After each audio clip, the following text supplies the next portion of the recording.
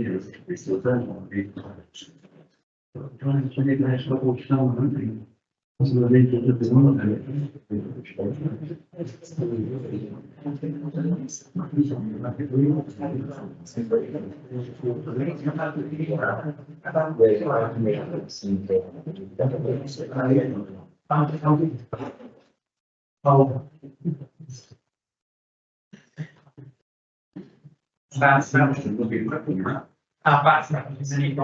gentlemen, members of the public, councillors, honoured guests, please be upstanding for our Mayor, Councillor Nick O'Donnell.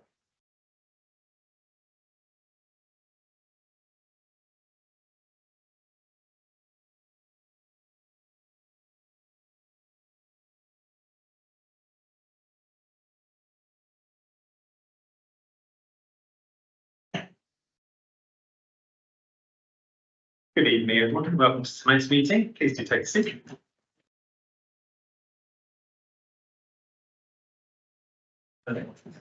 Welcome to what I believe is our ninth meeting. Council meeting. As normal, we would like to begin with a moment of reflection.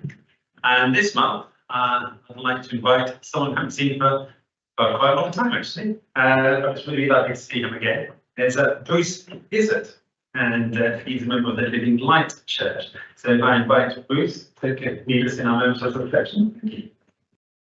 Well, thank you very much. It's lovely to be here. I was kindly invited by Adrian Price Sankey to kind of share a few minutes tonight. And as you may have heard, I hail from Zimbabwe. And I've been privileged to live in this gorgeous country for about 19 years now. I came back to England to marry a beautiful Devon Rose, and we have 3 children that live here in Taunton.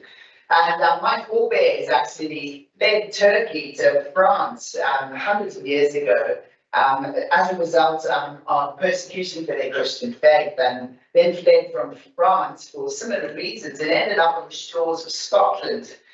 Thereafter, we explored the world and ended up in Africa, and I'm the first one in 3 generations to return. So I thought I just want to take this opportunity to say thank you for having me back. It's great to be here, and definitely noticed that many things have changed over the couple of centuries that we've been gone. But I was just thinking about this, that in many aspects of our culture in the UK that have direct roots to our Christian heritage, so much so that we often don't even notice them. Human rights, consent, care of animals and our environment, human equality, care for the poor. Even science has its roots in the Christian faith. And if you study anthropology, you realize that there are no ways of these given or even universally accepted values around the world. They come directly from the Christian faith and the influence it's had on our value system as a nation historically.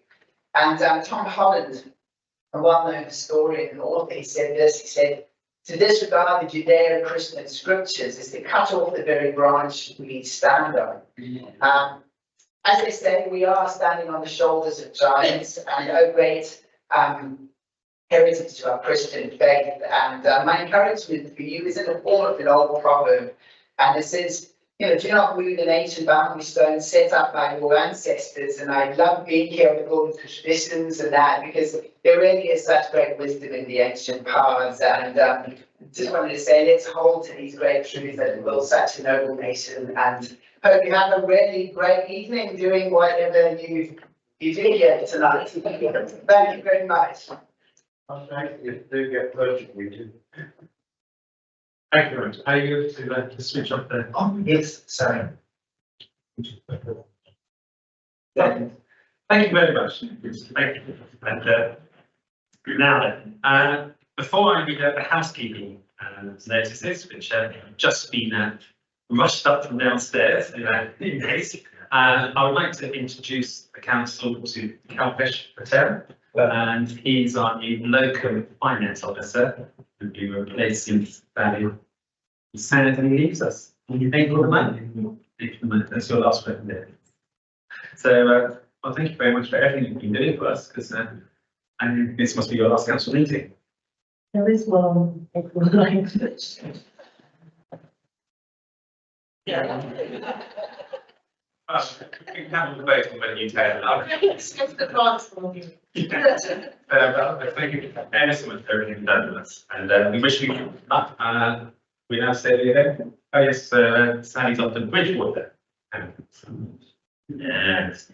Right.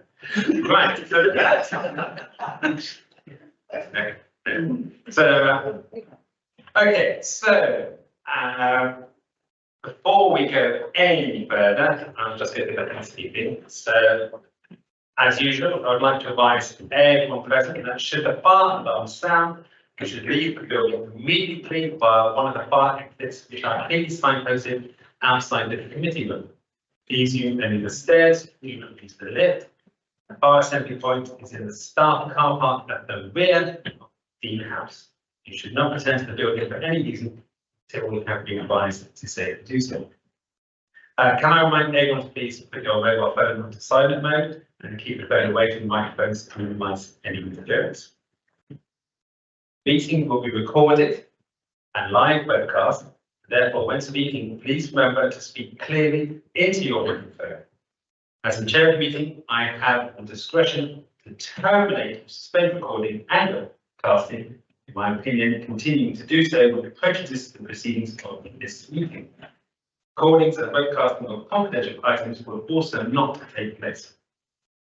Please remember, if you leave the meeting room for any reason, you will not be able to take part in the vote on the item being discussed at that time. And please can I request that when speaking, make your points as succinct as possible to allow for the smooth running of the meeting. Please can also take this opportunity to remind you to be polite and treat each other with respect at all times. For members of the public admission to use toilets, these can be found off the landing immediately outside the committee. Through that door.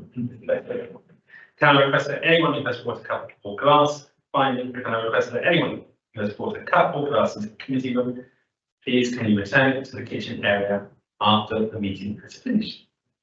Thank you. Thank you. So, with that, we can now see to start this meeting. First of all, I had apologies from Councillor Deacon and Councillor Evans. Councillor Richard Lees, please. Councillor Richard Lees. And Councillor Simon Lester.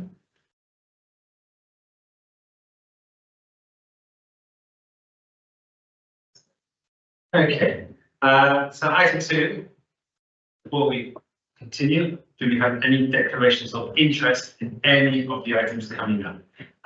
Councillor Dunn. Thank you, Mayor. Yes, on item 10, the D-Day event, I'm also a member of the West London Parish Council. I think it's probably a pretty good one. It's probably for pure reasons. Interest. You know it. Thank you. Thank you. You know or prejudice. Right, prejudice. Okay. Is there anyone else? No. Okay, so item 3, minutes from the previous meeting held on the 13th of February. So have you all had a chance to look at these in detail? Is there anyone wishing to pass comment or make any amendments? No. In that case, do I have a proposer? Thank you, Councillor Solly. Councillor Strauss, thank you, seconded. If I could have a show of hands, please, if you, all those in favour of adopting these minutes. Yep. I can now sign them and initial. Oh, they still don't say as well. Okay, right. Okay, item 4, referral of the minutes. So we have the grants committee 8th January and the planning and transport on the 17th. Have you all had a chance to look at these minutes? Should we do them together? Yeah. Yeah, okay. Firstly, does anyone want to make any comments or amendments? No, in that case, can I have a proposer? We'll do them both together. Nobody's got any comments on either of them. So thank you, Councillor Hughes. Do I have a second? Oh, thank you, councillor Tully. Right, please raise your hands if you are in favour of adopting these minutes as read. Yeah, that's kind of unanimously. Great. Right, so item 5, receive communication from myself. Well, first of all, I'd just like to highlight last week's annual town meeting. The very first one for Taunton, probably ever actually, because I don't think such things existed 50 years ago when we were last in this guise. So it was a wonderful event. I thought we ran very well. It was a good evening. I thought it was very well attended, over 100 people. So I think all I would like to say on this, I'd really like to thank the officers who organised it, including Joe, who's not here. So thank you very much for all the hard work throughout the day and setting it up, running through the schedules, printing off the lists, organising all the certificates. I'd also like to thank all of you councillors who came along that evening. I think you'll find it was truly a good evening, and I think it was particularly nice where we were able to award civic awards and just really acknowledge those members of our community who have really gone out of the way to do some outstanding work and have really gone out of the way to promote activities for us all ages, all people in our town. Now then, that leads me on to the fact that at last meeting, possibly next year, we might try and dissociate the civic ceremony from the annual town meeting. I was 2 weeks ago, I was at the Axbridge Civic Service, and it was a lovely Sunday afternoon event. It was there predominantly just to honour 2 individuals in the town. It was the sole focus of that event was to celebrate the achievements of that town and 2 of the members of it. And there was a nice tea afterwards, and I think it was just a very good focus. So I think we'll have a look as to whether we do the same next year. North Petherton had their own civic ceremony back in November, which Councillor Gartho was on me, and that was a good event. Yeah. Yeah. And I'll be up to Wellington Civic Service in April. So I'm getting to see these and hopefully be able to feed back into what we're doing, what we can do ourselves next year, and see whether there's a separate event or whether we should just carry on using it as part of the annual town meeting. Something for further discussion. The only other couple of things that I've been to the last week is I was over Swindon on Thursday with the Showmen's Guild. Now the showmen are responsible for bringing the fairs to the towns. It's the Western Division. It's an opportunity for them to gather all the civic leaders around the West Country, so the mayors, Bath and Wells, and I forget where now. There was quite a lot of mayors there. There was a lot of bling, and but it's an opportunity for them to thank us for supporting them, hosting them. They were keen to point out that they do bring value to a town. You know, they do attract people into our town. They arrive, they set up their fairs, and actually fun fairs do provide a good opportunity for young people and actually all generations to really enjoy themselves. So they're hoping we'll be supportive, and I think the aim of that lunch was to just showcase what they're doing and to go our support. And I think largely we are supportive. We have our fair on this year, right? And then we have the one on Church Weir. And issues always arise, but hopefully we can discuss and work our way through them. The other thing is myself and Councillor Gartho, we went to meet the new High Sheriff, Bob Beckley, who's quite local to us. So I think we can find a lot of support with him over the next year. On Sunday, myself and the Mayoress will be going to his investiture over at Wellstead, so I'll be out over there today. The other thing I'm going to end with is that at the annual town meeting, I came out with a quote from President Roosevelt, which I kind of half remembered. So I thought I went off the following day to actually look up what the actual quote was. I think I quoted it largely, but I was quite keen to do justice to it and actually have the actual quote.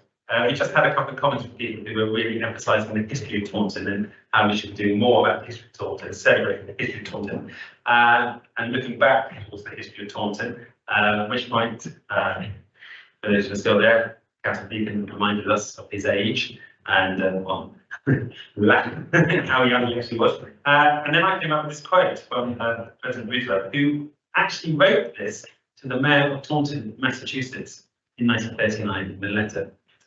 And his actual quote, so I'll quote it word for word now, but history never stands still, and the study of the past will serve its highest purpose only if it inspires us to ever more worthy accomplishments.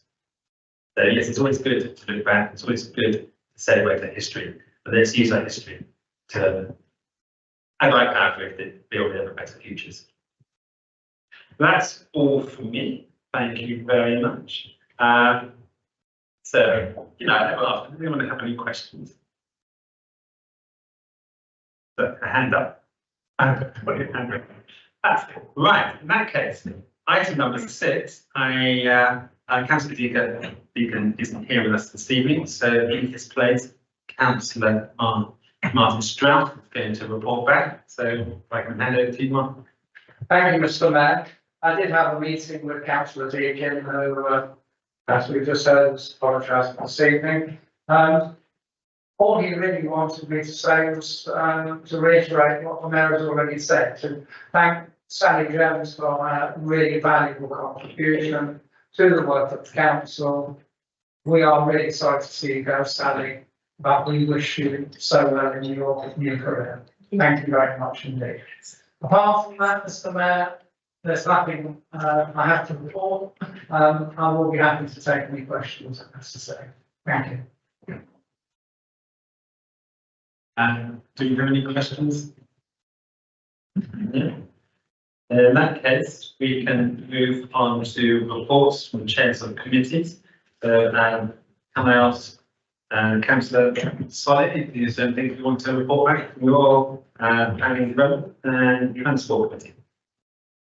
So this was my first meeting as official chair. I'd like to say thanks to everyone who was there.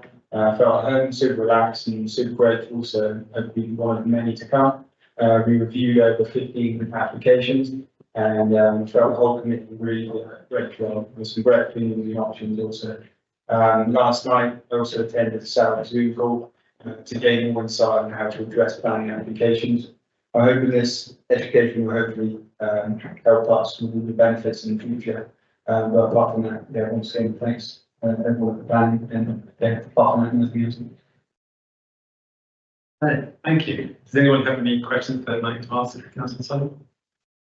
In that case, I can move on to Councillor Hughes for an overview of the meeting of the Grants Committee on March 4th.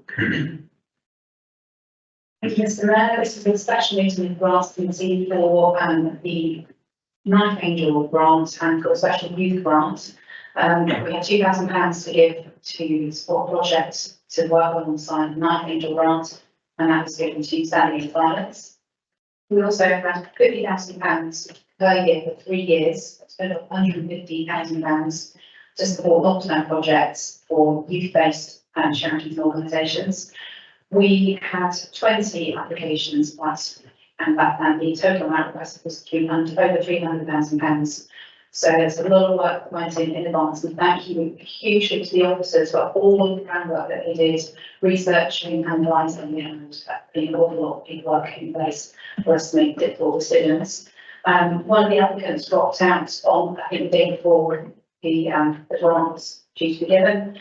We had 19 applicants, and we chose not to fund 5 of them for a variety of reasons, and either fully or partially funded the rest, which will end up being £50,000 per year. All the details are in the minutes if you want to have a look at the various projects that we can be supporting for the next 2 years. Thank you very much. Do I have any questions for Councillor Hughes? No. Okay, so the next thing is reports from outside bodies. Do I have any councillors who wish to report back from any meetings they've been to outside of this format? No? Okay. Right, so that's, and then, matters, item 9, matters arising from the annual town meeting. So, Marcus, is there anything you want to raise on that? Okay, Mr. Mayor, discussion on this following the annual town meeting for this council's government is called council agenda. So I thought I'd just give an overview of the public questions that were raised at that meeting. Over 100 people attended, which was pleasing to see. So we had a question from a member of the public around the town centre and enhancing it, and the possible appointment of the town centre manager. We had a question around Brunos funding, digital information centre on Fireport, and the extent of town council involvement in the Fireport development. We had a question about 20 miles an hour limits and other towns across the West Country, and how that would make a pedestrian shopping experience safer and more enjoyable. We had a comment from someone who's said thank you for the first year for your work as landlord in terms of looking at the town's allotments and the fact that they can continue to self-manage as they have done for many years. We had a question raised around the footpath alongside the old Pound Saver shop, and the fact that that's been closed off. I believe that's going to the next planning and development committee next week in any case. And then we had another comment thanking the council for the work they've done with the Somerset Bus Partnership and the UK Theatre. And then another one asking about the council tax increase and seeking further clarity around the differentials between us and say some of the practices on the outlying areas, which I think Tom responded to the leader of the council on the night. Yeah, thank you. Thank you very much, Marcus. Has anyone got any further comments that they'd like to raise about the annual town meeting? Any further observations? Councillor Gossard?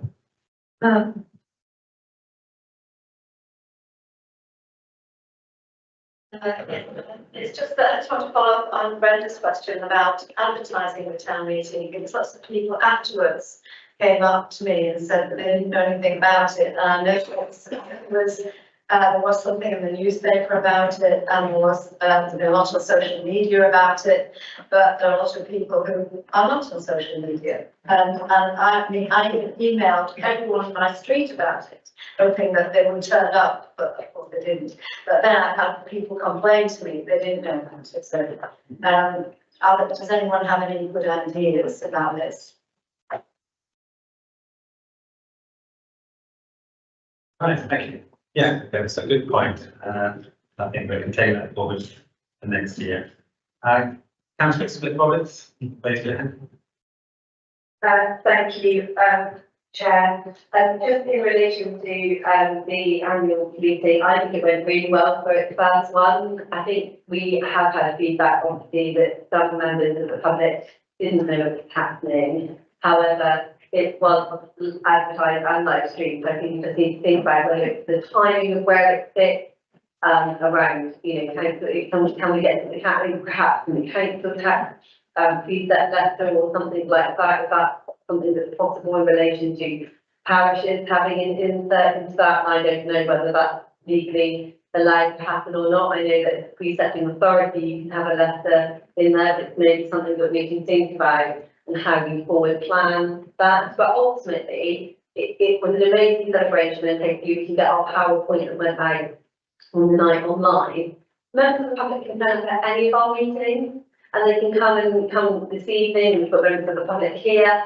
So I think it's about that wider piece around letting members of the public know that they can, one, contact councillors at any point. They can contact our office at any point, and I think Jonathan has done a sterling job today, I believe it, looking at the many queries that have come out since the council tax bill has landed in the past couple of days, explaining the increases and why what we have done in the town council work.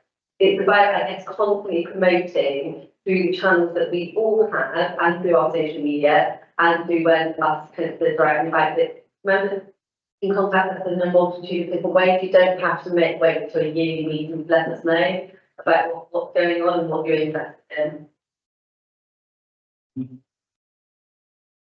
Thank you. Thank you for that.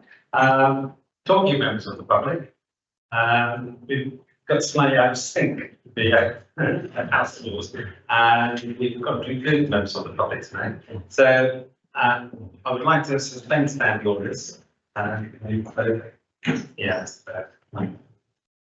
So that we can just invite members of the public. So, Mr. Garza, can I have a second, please? Thank you, Councillor Ellis. All those in favour, just to suspend for 5 minutes. Thank you very much. Okay, so standing orders suspended, so that we can now bring in members of the public. Should they wish to, there's 2 members of the public here. Was anyone wishing to ask a question? You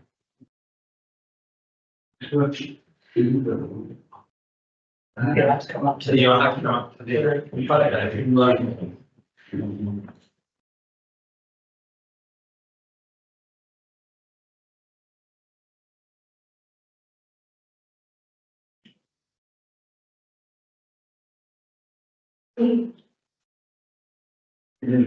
Yes. Yeah, good evening, everyone. I'm coming on this evening to raise a couple of things. One is to do with is the brand new council. When it comes to the boundary line of the council, and you know, it's likely to lead to certain controversy when people get their bills shortly. I think Rachel did bring us up about West Moxon. But I mean, it's obvious when we look at the boundary that there's a terrible anomaly called Bishop's Hall. And as you know, when you drive on the Wellington Road, you notice a difference between Bishop's Hall and the town.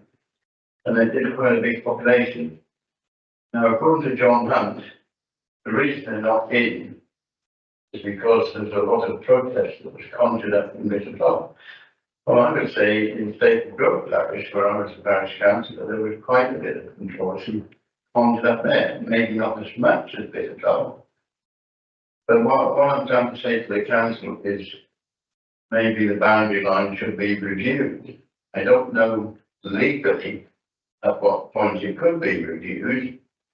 And if it is reviewed, I think serious thought should be put towards the question of Bishop's Hall. We've only got to look at the map and see how stupid it is that Bishop's Hall is not in the town. The other question I was bringing up is this business that I've brought up before is about empty premises in the town shopping area, in the town centre. Because I hate the idea of bare boards. They look awful. The council, my shop, I'm in Devon.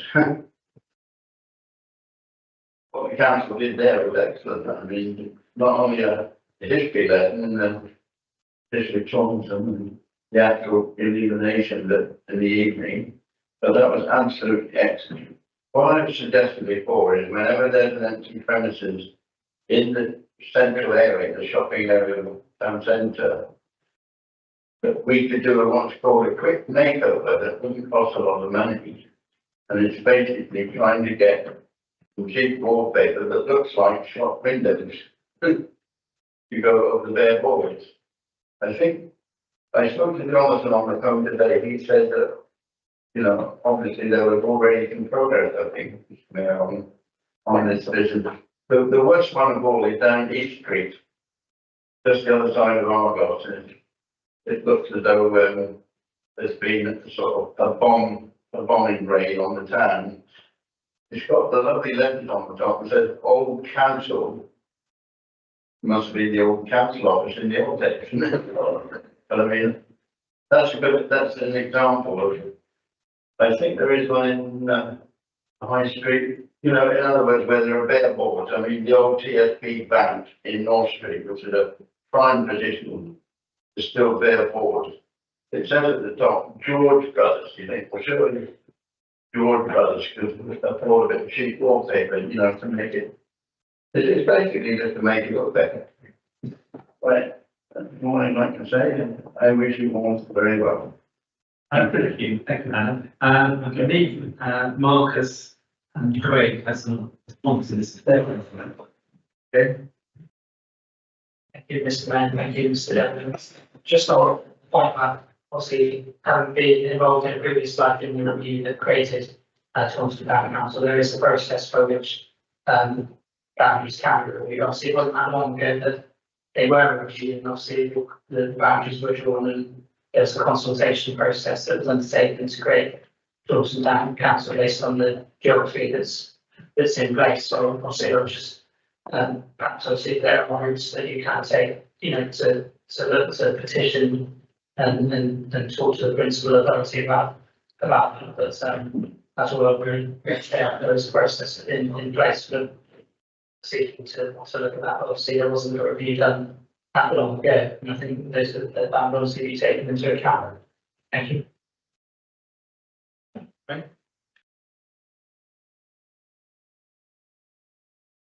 Thank you, Chair. Thank you, Mr. Devon, for your question regarding vacant units.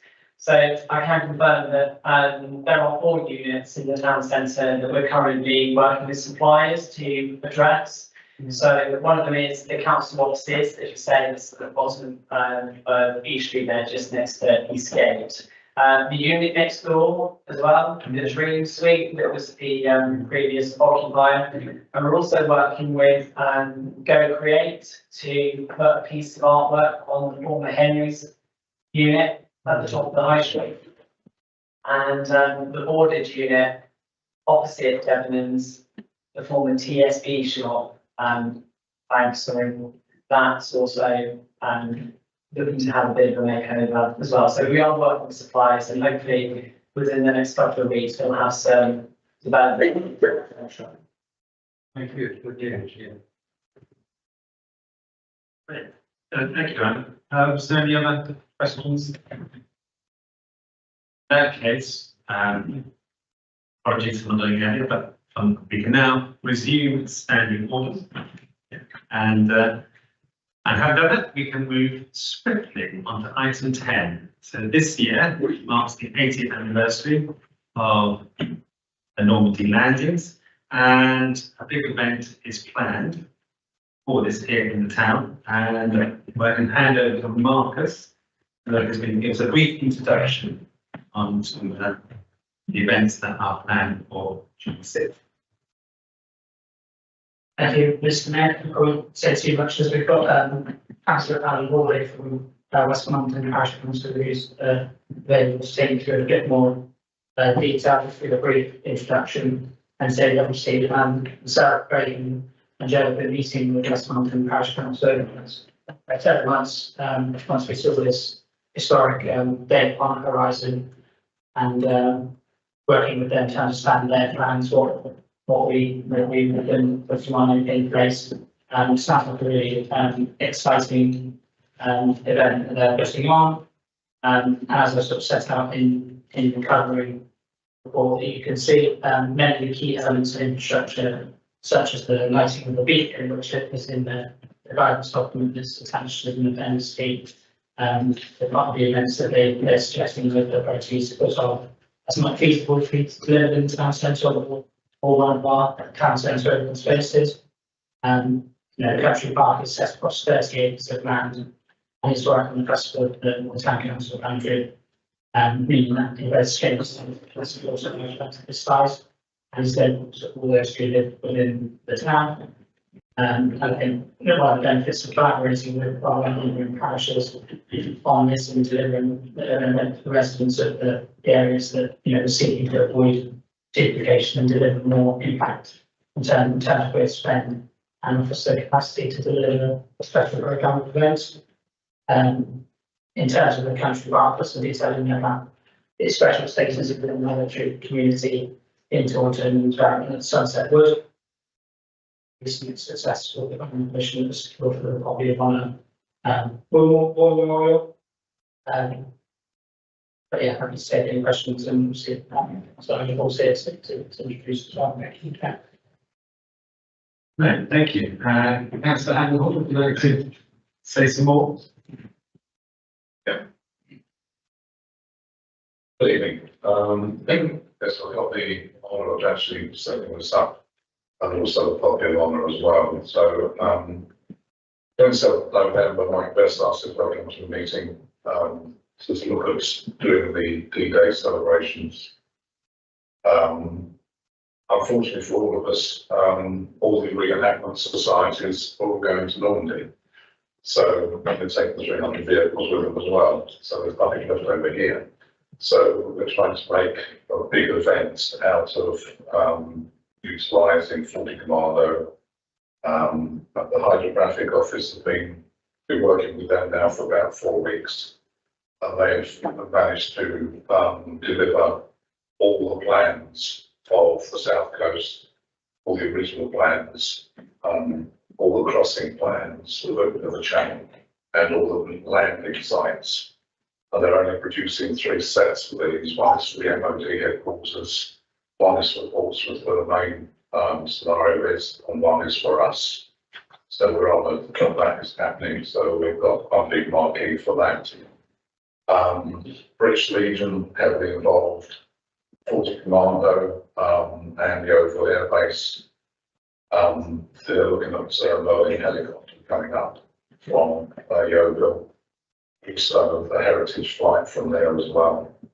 We may well have a swordfish coming up as well, hopefully. So we've got all that side of it to make a big event of it. We've got the beacon up there, with the fishing beacon, which is one of the 2,000 around the UK. So that lighting is at 9:15 in the evening. We're planning a firework display after that as well. The veterans will have their own stands up there as well as the British Legion. There'll be more information about the Poppy of Honour as well, which we managed to get through planning in 6 weeks, which I think is a record. So we're moving that forward, and that is going to be crowd funded, and that will be coming out. The whole structure there will be about 100,000. So we've got to find that. And also the Iron Gates want to be involved in all of that as well. Yesterday, in fact, I think I sent over the buglers from Iron Gate as well for that dedication of the Poppy of Honour. But what we're trying to do, we're trying to involve all the schools, and we're running it from 4 o'clock unofficially. Well, unfortunately, it's not a national holiday, so it's on Thursday. So we can't run it till schools themselves that are there after 4 o'clock. So we're running it from 4 o'clock right through till 11 o'clock in the evening. Costings and all that, we've got military wise wire and all the other aspects of that being functioned up there as well. So at the moment, the costing sheets that you've got through Westmoreland have put forward 10,000 towards this event. We're up to about 18,000, banging about 5,000. So we're looking for a joint approach with yourselves. So I'm requesting that we could actually match what Westmoreland are putting forward for that to make this an event that we need. We're taking care of the car parking, all the security for the event as well, which would have to be from the day before, the 5th, the 6th and the 7th, because of all the equipment that's going to be out there. So that's taken care of. We're using the carnival, Taunton Carnival guides there for the actual control of traffic.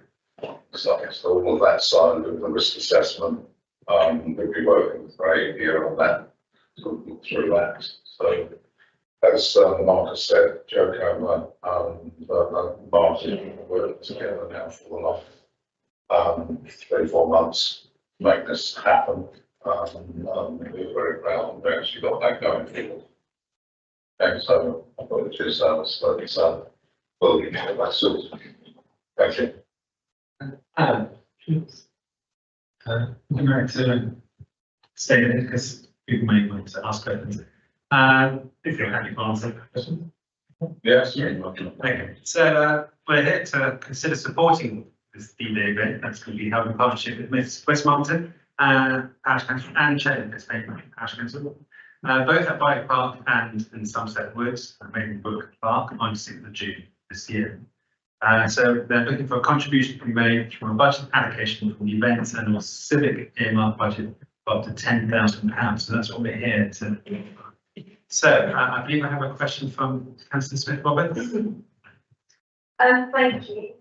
So overarchingly, I'm supportive of us doing something for D-Day and supporting this, because I think it's really important that we commemorate the 80th anniversary.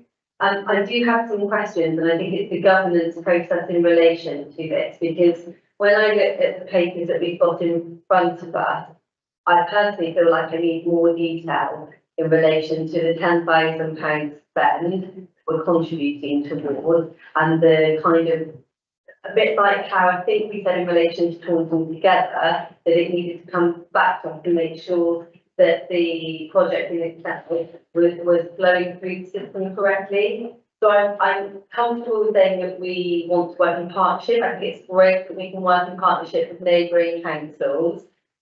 The detail in our pack, the big bit of detail is centred around the national picture and why we should do this. And again, really supportive.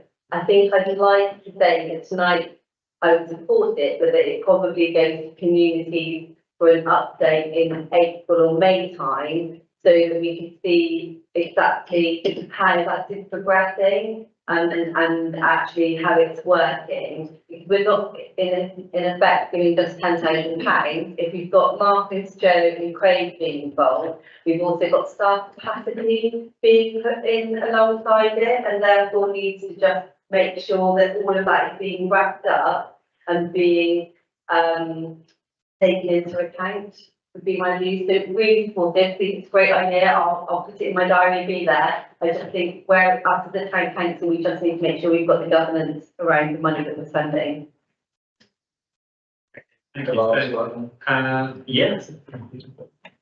Yeah, but there will be project management applying to all of this, and there will be constant feedback right throughout the use of running projects.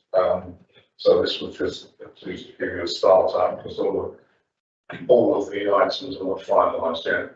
We can't finalise them until we get the answers for Yeovil before the commando, because they may have to commit themselves to that. All right, so once I've got those, then we'll have a full programme of events, and that will be well, the jointly programmed with Joe Cameron and Marcus and ourselves. Councillor Smith Roberts, I'm assuming you're wanting regular feedback. Is that to the communities committee rather than full council? I haven't got dates in front of me, but I would probably say community or financing governance, if Donna or Martin can look at how the kind of our diary is looking and just see where it affects it. And you'd be happy to pick them along to those meeting dates? No problem. Yes, thank you. That's lovely. Councillor Ellis. Thank you. I think it's brilliant that we're working together. I hope this may be the order of more sort of working across the parishes. I think it's really, really positive. It makes so much sense. And I think the work you're doing on talking about is amazing. I think that is just going to be absolutely astounding, brilliant. So there's obviously lots of moving parts to this. There's lots of different elements to it. So I can quite see how you would need that contribution from us, and I'm fully supportive of it. And I think, yeah, those things that I think is a good one that keeping us in the loop so we can, we know how it's all going. That's fantastic. So yeah, I just think it's really great and absolutely water, and it's only fitting that we should be marketing it in this way. Well, the aim is that we need to be working together. I mean, look, the past is the past. We need to be forging links. That's where we're coming from. Councillor Fernandez. Chair, it's just to say that as the Armed Forces Champion, Tom Chiltern Town Council, I'm sort of behind this. I think we should give it our full support, taking into account the comments from Councillor Smith Roberts and Councillor Rose. I think we should fully support it. I think events like these aren't going to come along that often, and I think we have to never forget. I think, and again, it's about bringing the communities together, it's about bringing the schools, getting children involved, getting the people involved, so that they don't forget. And these things, unfortunately, do cost money. So I'd just like to speak in my support. Thank you, Councillor Bennett. I think you make a very relevant point, actually. It's, even after 80 years, it should still remain fresh in the public mind. Councillor Furman. Thank you. My question is about the park and rise. Have the operator, are they prepared to, make sure that it's advertised their business on and it's not going to disrupt their other services, so there isn't any confusion about what's going on? Yeah, what we do, Joe and I discussed this, we're looking, but it's hard to estimate how many people are going to come for a start. But we look, parking is limited. So we are looking, we've had the discussion already about that park and ride and a separate bus service from there straight to the park. So that is one of those items that we're still working on. That is what the main aim is. Thank you. I think the same might be true for schools between large buses. Yeah, I think we've got it to the same, we've got, say the car park up there already, yeah. Can I see some more? Councillor Ficini? Thank you, Chair. More of just a statement from me. I'm fully supportive of you and the team around Maidborough Country Park and Sunset Woods. It's going to be fantastic. We've obviously got previous events like Coronation and things. It really does bring the community together, so I'm fully behind it. I would hope to expect that promises were made prior to the formation of this council to still fulfil towards the end of it. So as they go forward with our partnership, that I hope that will be built. Thank you. Lovely. Is there any? Then Councillor Tunning? Just like to remind everybody the reason is, forget the two councils, forget everything else. The reason is Councillor Tunning. So you had an interest in this. I'm not going to ask for support. I'm asking you to remember what's the case. What's that? You're not free to speak. I disagree that I'm allowed to speak, but I'm not allowed to vote on it. I think you better check that out because I am allowed to speak. As we could be just saying it for now. I think I'm not sure whether you were allowed to speak. I'm certainly not allowed to vote. I'm not allowed to vote, Yeah. and I think you're trying to invite the right to be asked to leave.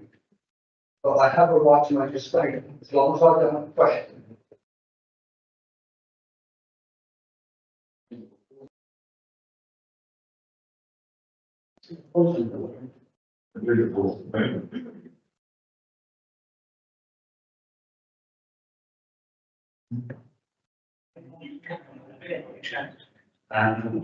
There's not much I'm actually because it was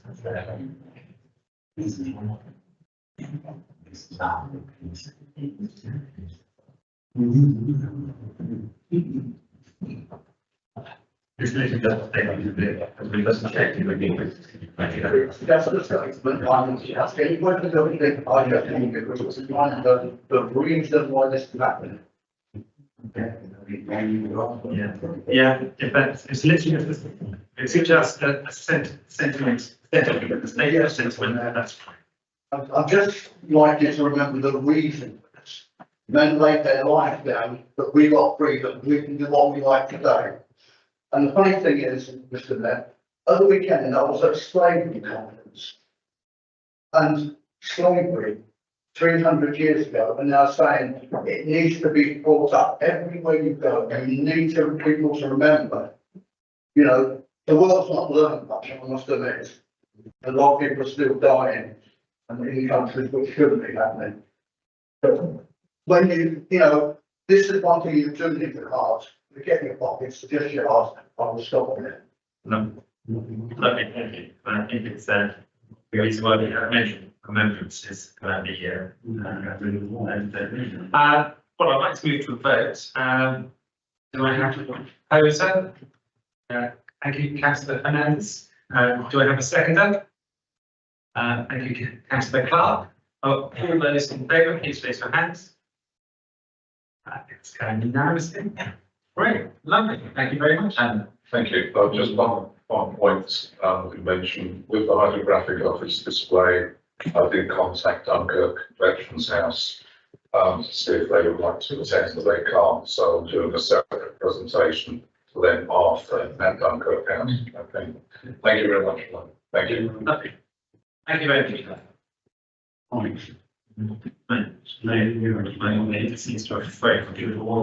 Right, next item on the list, so I'm glad we got that. I think it's going to be a good event. I am looking forward to it. I'm certainly looking forward to seeing the copy of Honor installed, so we have on display. And I know that's remembering those who died in the First World War, those who died on the Normandy campaign. But it's still a great areas of town and a focus of sacrifices that have been given by members of this country and Commonwealth and around the world. So, next item, arts and cultural strategy. And I'm going to call upon Councillor Ellis. Thank you very much. So when we adopted our corporate plan back in January, we made support for arts and culture a strategic priority, just as SMBT did back in the day. Why? Because we recognise how critical arts and culture is to civic pride, to our identity as a town, for the well-being and the life chances of our residents and our future prosperity to the town. Taunton is an arts and culture town and a history town. And we also committed in the corporate plan to adopt an arts and culture strategy. And that is what the Arts and Culture Working Group, which brings together councillors, so Vanessa and I, and like all the key arts and culture providers across Taunton. We've brought together the Dream House, even Chappenhurst and Hestercombe, Hickett Arts Hub, Somerset Opera, Taunton Carnival, Somerset Youth Theatre, anybody who's anybody, and anything as well, anyone who's not in part of it is very welcome to join in as well. It's growing, it's evolving, and it's really been brilliant. So it's this strategy has evolved out of that, and it's developed over the past couple of months. And so, the strategy on Arts Future Approved tonight is a product, the fruit of our labours on the Arts and Culture Intervention Working Group. And it's building on the amazing work this council has done so far, and both in terms of elected members and the amazing work our officers have done. So whether that's putting together the summer bandstand concerts, or the amazing work Craig's been doing on Taunton Together, which is super exciting, and that's based on partnership working very much.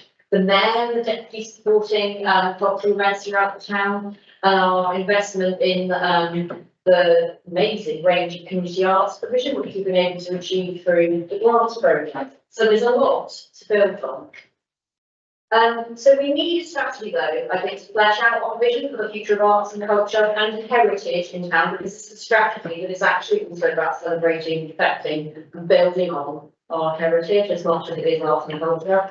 We do need a clear direction and a set of ambitions to guide our work and to guide our investment decisions in terms of grants and the cultural development budget, which we voted through in January. And we're working collaboratively with so many arts and culture groups, and we all want to be working towards the same goal. So this is coming from them, this is something they believe in, and they want to work with us on. And we know that having a strong strategy will also maximise the chances of drawing funding into our town.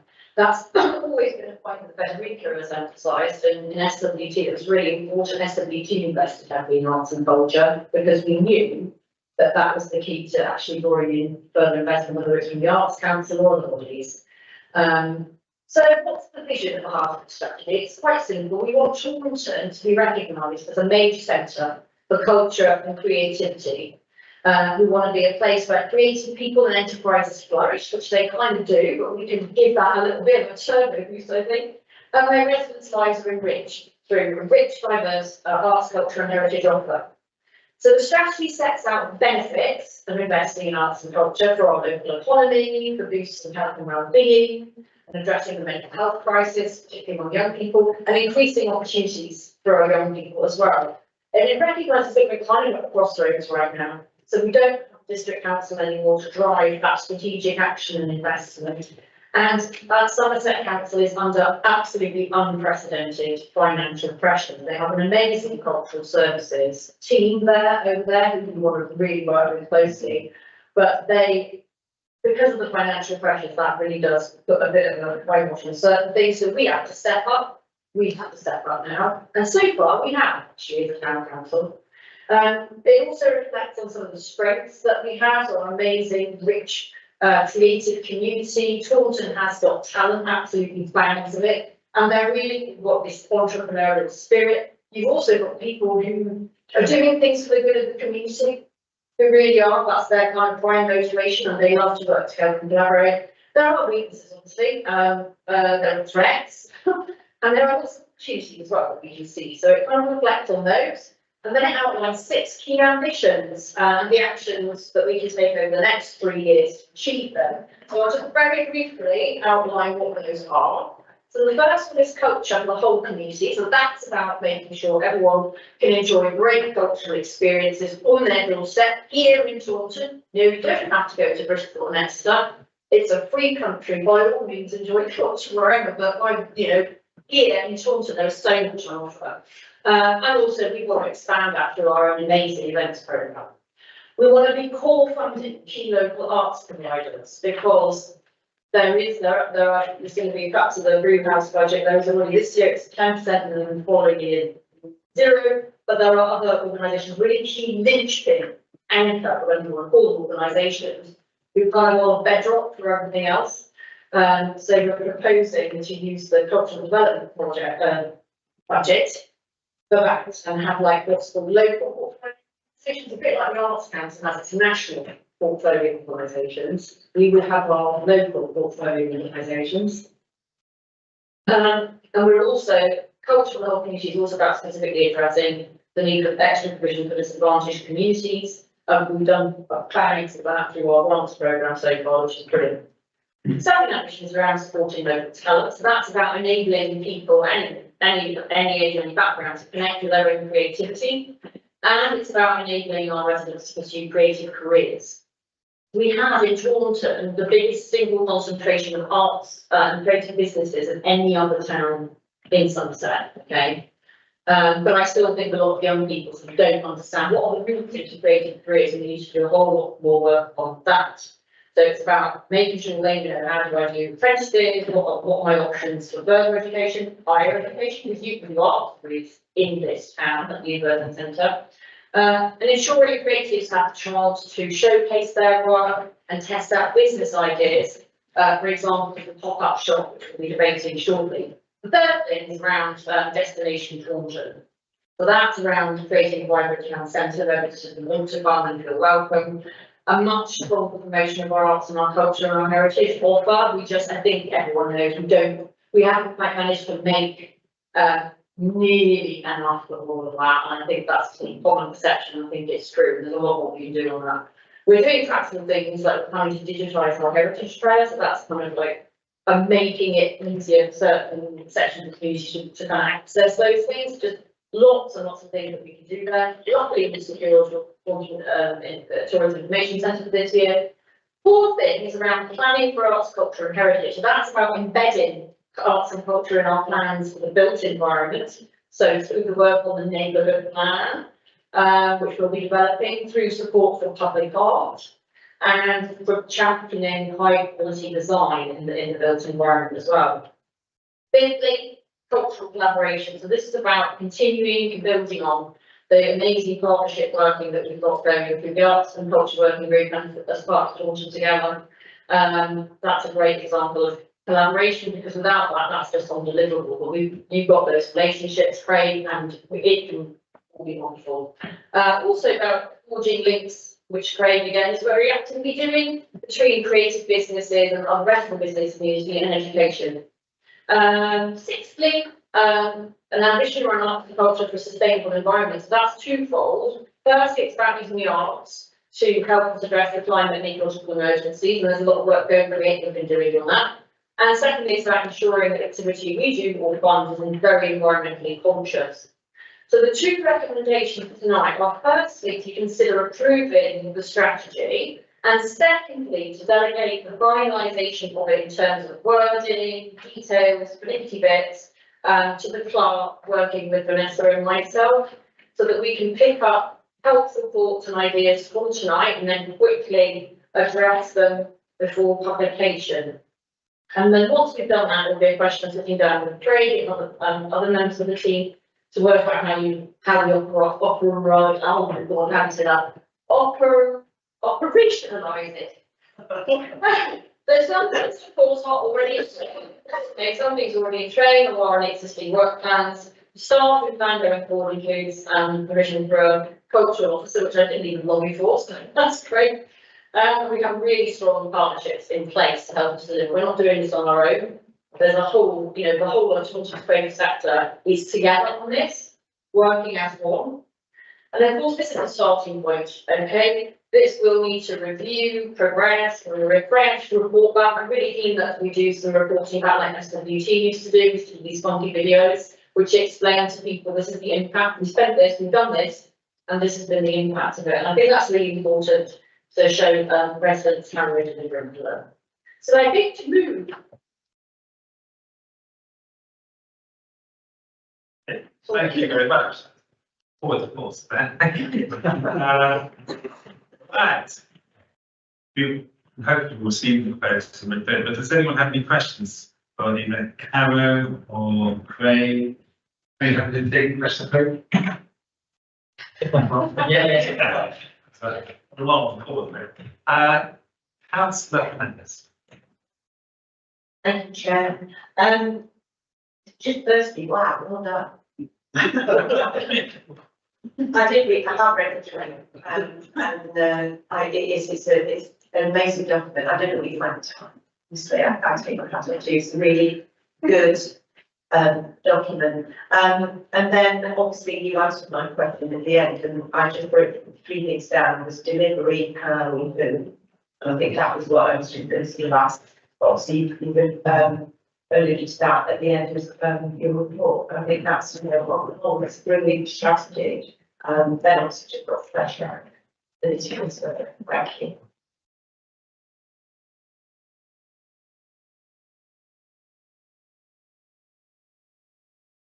Councillor Fitchie.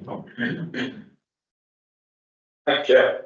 Yeah, no, I think this is a very good piece of work. And as somebody who left London to go to London to feel through art, because there was nothing here, I think it'd be great if there was actually more opportunity for people to around here who don't actually need to live in London anymore, do audition. So I do think it's a great piece of work. My observations in this is what I'd say is there is one thing that particularly missing, which is an aspiration of a multi-use venue. Because I think Taunton needs to decide what it is going to be in terms of that performance space offering. So do we remain a regional town where smallish theatre groups come to perform, which limits your attraction to growing night economy things? Or do we want to potentially look at the Beaumont? But that again, that's limitations because it doesn't have lives and various other bits. And again, we've got millions of pounds to develop to attract those bigger type of shows.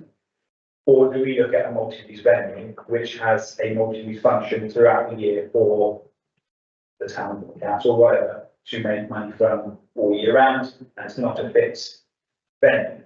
So I would say, could we include something along the lines of a multi-use venue, the aspiration for vision, working with partners or something to see it coming together?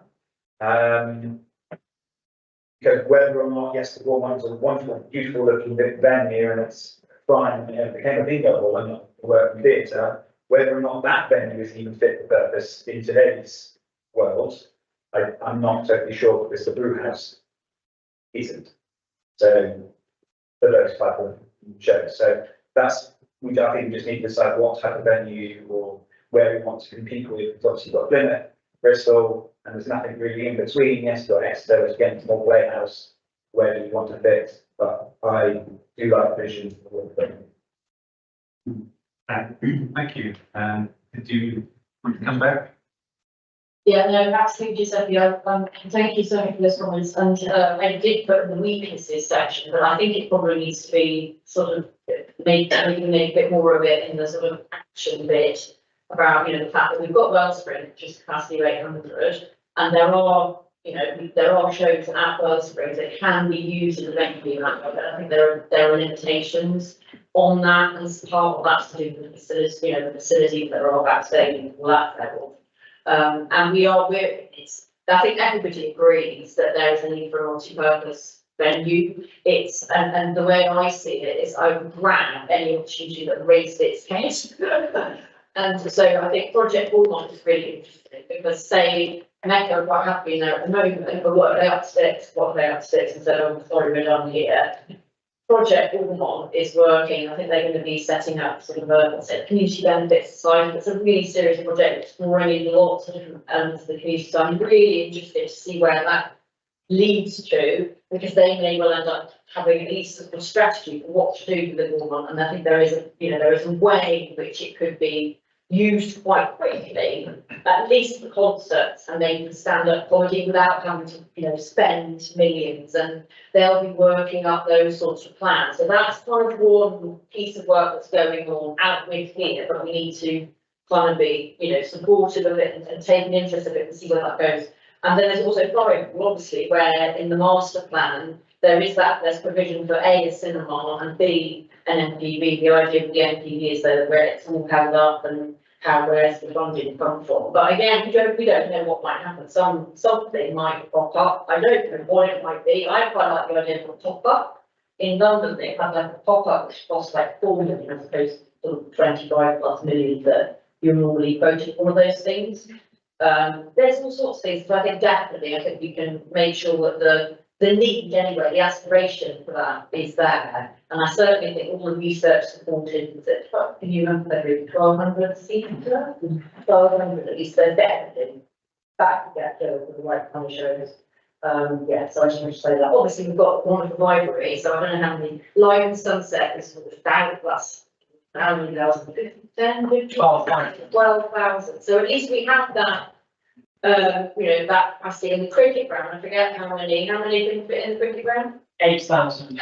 8,000. So the special things, at least we have that by absolutely 100%. It must be a key aspiration. Lovely, thank you. Councillor Smith-Roberts, I believe you had your hand up.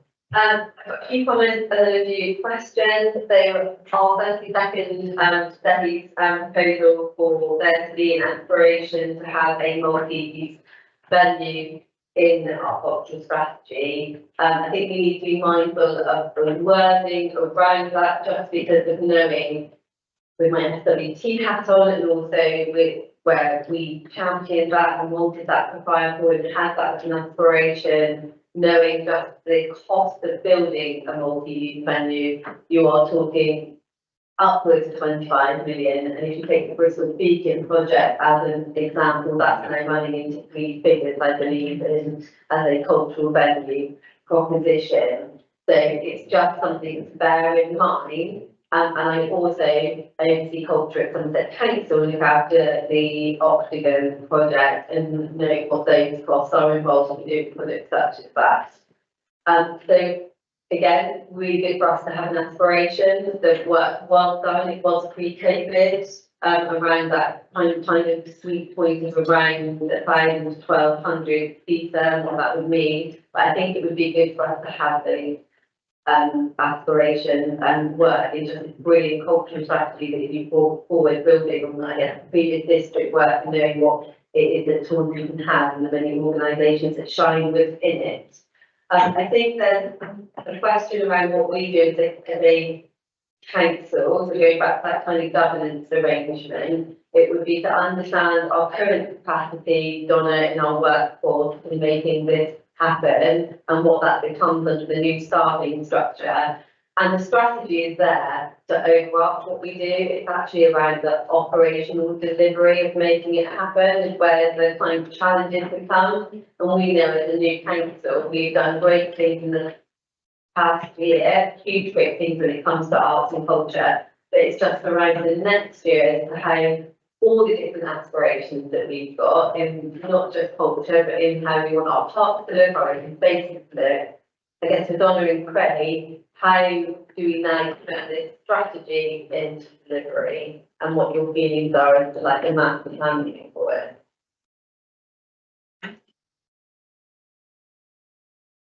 We've had some stuff. Back to your staffing, obviously the new staffing structure, we haven't put in a cultural officer, so the vision for it, but the job description was based on around the cultural strategy to ensure that we could deliver as well.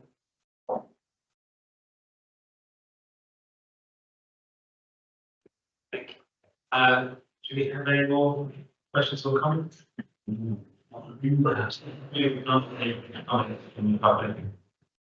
In that case, we are here to consider approval of the horticultural strategy and also to delegate the finalisation of the document to the clerk and in collaboration with the arts and contribution working group.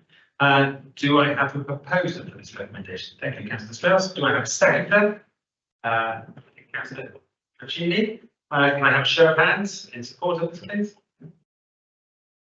Lovely. I think that's carried unanimously. Great.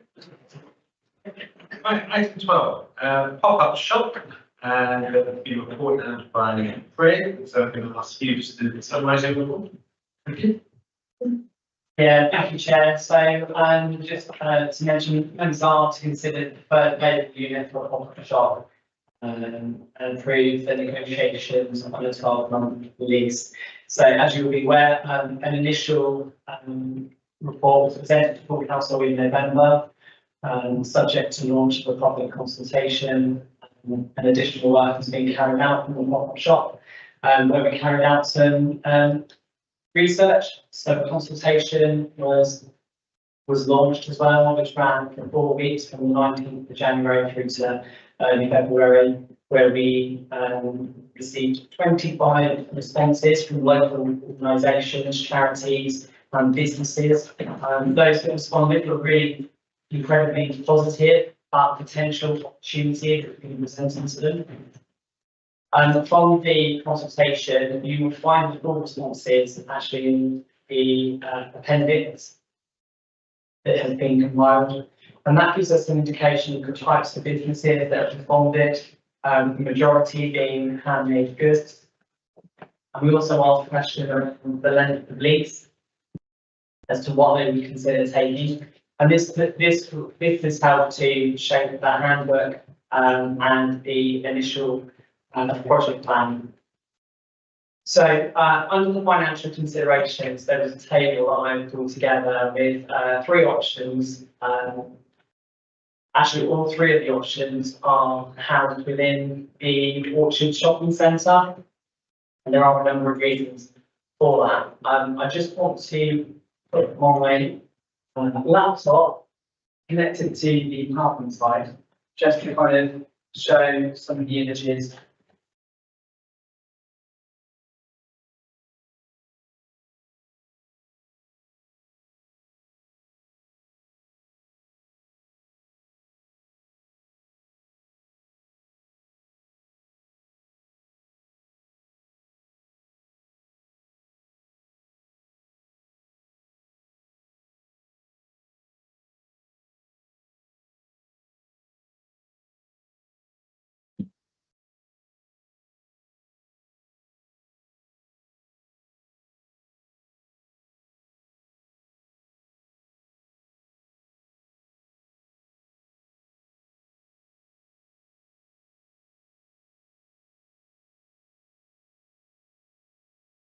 So from the 3 units within the report, Unit 28, Unit 33 is the preferred option. This is located just by the entrance to the Orchard Shopping Centre from the High Street. It's next to shops like Boots, The Body Shop, Tesco Express, Iceland, Hatches Department. Just included the animal credit at the bottom here, just to give you some quite comparisons as to the units we've been looking at. Unit 28 is just a few units down. It's located in the open space of the Orchard Shopping Centre next to Greggs, Warren's Bakery and the kitchen. Slightly larger unit, the annual rent price on that is £20,000. The other unit is a unit that faces 4 Street. It's on 4 Street. Recently refurbished, greatly listed unit. It was formerly the home of Jack Wills, as you can see from the picture below, but due to its prominent location, you can see that the rent dramatically increases to £45,000 a year. So just to give you some other comparisons to some of the other vacant units we've got around the town centre.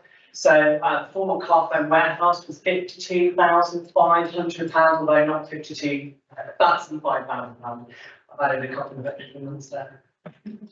And then we've got 7 4 Street, which is currently under offer, £50,000. And the former Monsoon accessorised unit on 4 Street is £70,000 per annum. So compared to the preferred unit, £15,000, these are actually relatively significantly quite expensive. When we do see smaller units outside of the Orchard Shopping Centre, they do appear to be snapped up quite quickly, particularly those in the independent areas, because they're deemed actually quite desirable. Units within the primary retail area of the town centre are exposed to higher footfall. This provides a strong indicator as to whether or not their businesses would be a success on the high street or not. So, and there's just a couple more units that actually sit outside of the primary retail area. I've got the 2 on the left too at 21,000 and 20,000. So the price is relatively competitive, but actually because it sits outside of the primary retail area, the footfall figures are considerably lower than that in the primary retail area. And Shoestone on the high street is currently on the market for 35,000 a year. So I just thought it was really, really important to just kind of articulate why the Orchard Centre was particularly attractive. So the first point I've mentioned there is that the landlord is on site, which ensures that issues can be resolved quite quickly. It supports easy engagement, and this also removes a fair amount of work, pressure, time and resource on council staff and teams. The landlord also has many units within their shopping centre. They'll build a rapport, a relationship with their tenant, providing actually increased opportunity for growth and finding a permanent home. Number 3, the Orchard Centre offer some of the smallest units in the town centre, meaning that the financial cost to the town council is quite minimal. Of course, the Orchard Centre is based in the primary retail area of the town, ensuring businesses are exposed to footfall. And being in the centre adds credibility with customers, making associations with other shopping centre brands, which is really quite important. Shopping centres attract a diverse range of shoppers by running promotional events, benefiting all tenants, offering businesses access to a wide and diverse customer base. And this can be especially beneficial for new or less than known businesses looking to build brand awareness, which is exactly why we are looking at this pop-up initiative. So, subject to discussions with the Orchard Centre, there is scope for us to have access to multiple units across one shopping centre should the scheme prove successful. And I've just mentioned about pricing for charities ultimately. So as part of the consultation that we ran, there were 2 responses that came back from charities saying that they would be interested in utilising the pop-up shop for a short period of time. Both have said that they would be willing to pay a small fee subject to their regional manager approval. And I've just included a statement there to say a fair and clear pricing structure to be agreed once the negotiations have been finalised. And the charging structure could then be delegated to the community services in April to agree and approve. So the resolution. Let's do that somewhere.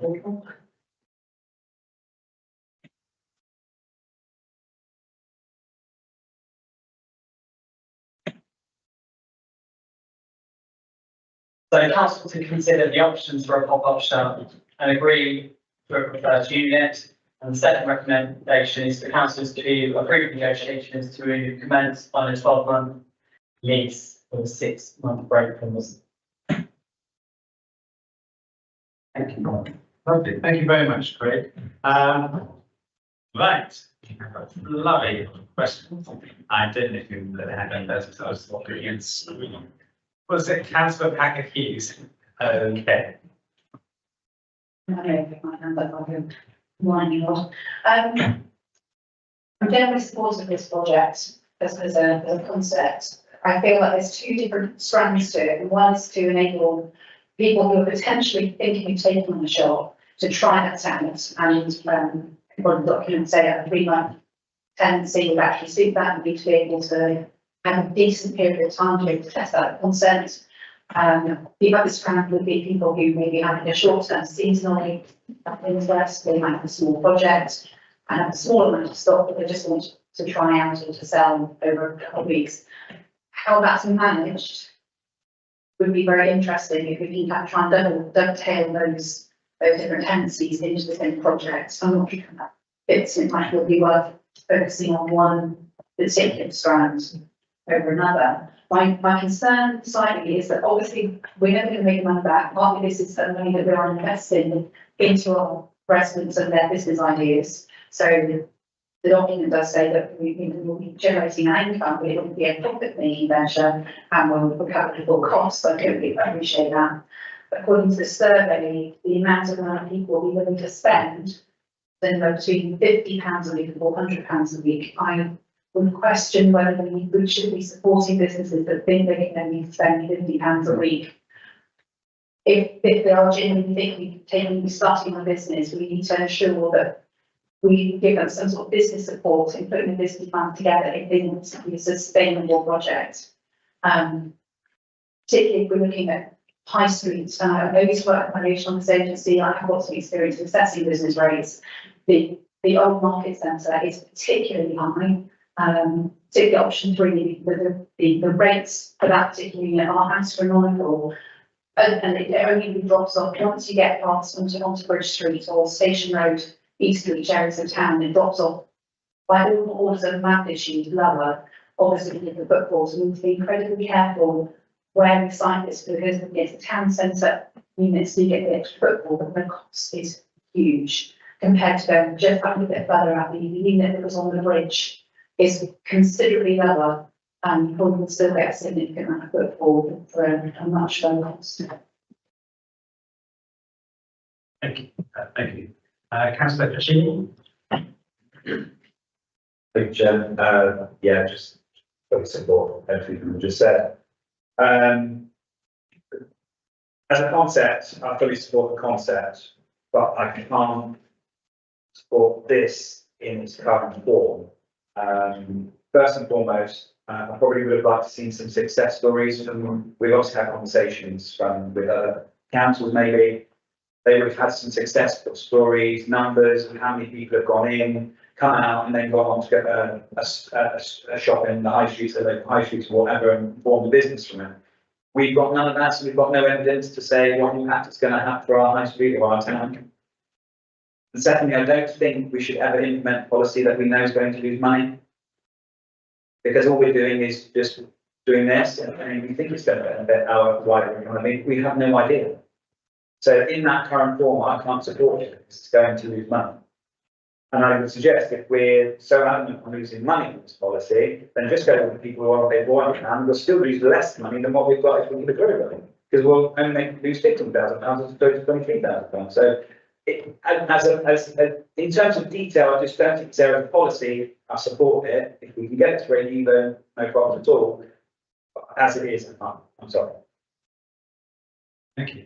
Councillor Solid? Going back to what Giuseppe said, I fully understand.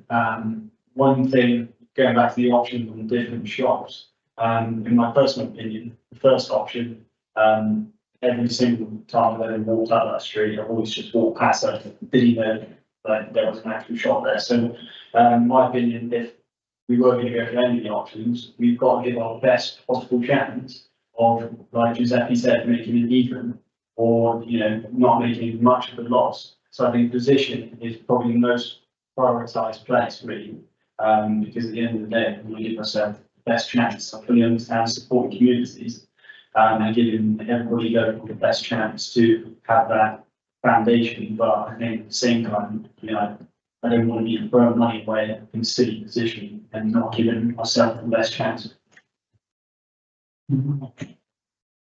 Yeah, let's go. Councillor Ellis, then Councillor Tully, then Councillor Smith-Roberts. I do support us moving forward with this. I think a lot of work's been done and, you know, you can argue the kids about, you know, should you go somewhere out of the main town centre or whatever, but this seems to me something really, really practical. To go for option 1, unit 33, which I think is the recommendation from Craig. Simply because this is something we can stand up quickly, we can actually do it, it could be operational within weeks. Okay, we already voted on the principle of doing the pop-up shop, and we accepted the fact that we are not going to make money out of it, and that we are technically something that this is a project we're doing is a regen and community benefit project, not something that we're thinking we're going to make money out of. So I thought we have to debate ready about the principle of doing it. You've got a really, you know, compared to other options, reasonably priced unit, nice looking unit. And this is, you know, with the relationship with the auction centre, the thing I'm interested in as well is that potentials, because I'm very keen on having a share shop. Okay, and so we've got that relationship with the auction centre. I think that might facilitate other things moving forward, and I think it would certainly facilitate any businesses that have been in there then being able to then move on to the next stage. So I think, you know, we could go around the houses and have discussions about this shop, that shop, this shop, you know, the Greenway rec time, you know what, let's not go for that. I think that we've got, you know, a well-researched proposal, and I think we should go for it. This is a 12-month thing, isn't it? Yeah. And so we'll learn a lot. And then maybe in 12 months we'll shift somewhere else, or we'll change it up. Ready Town Council have no problem running a pop-up shop, has been very successful in a mix of charities and small businesses. You know, this isn't, it's not rocket science. And I think the way that this has been sort of set up, it's designed to be manageable for us. And I think, you know, quick to stand up so we can actually demonstrate action. So I'm very much in favour of it. Thank you very much. Right, Councillor Tully, Councillor Smith-Roberts, then. We'll start with you two first, then we'll move on. Right, before you start having the ideas, which is a great, remember I was a shopkeeper. And I wish to go to Taunton D Borough Council, and I first took the shop over, would give me a deal like this, I'd grab it with both hands. You can't do it though, it's not, this doesn't quite make sense.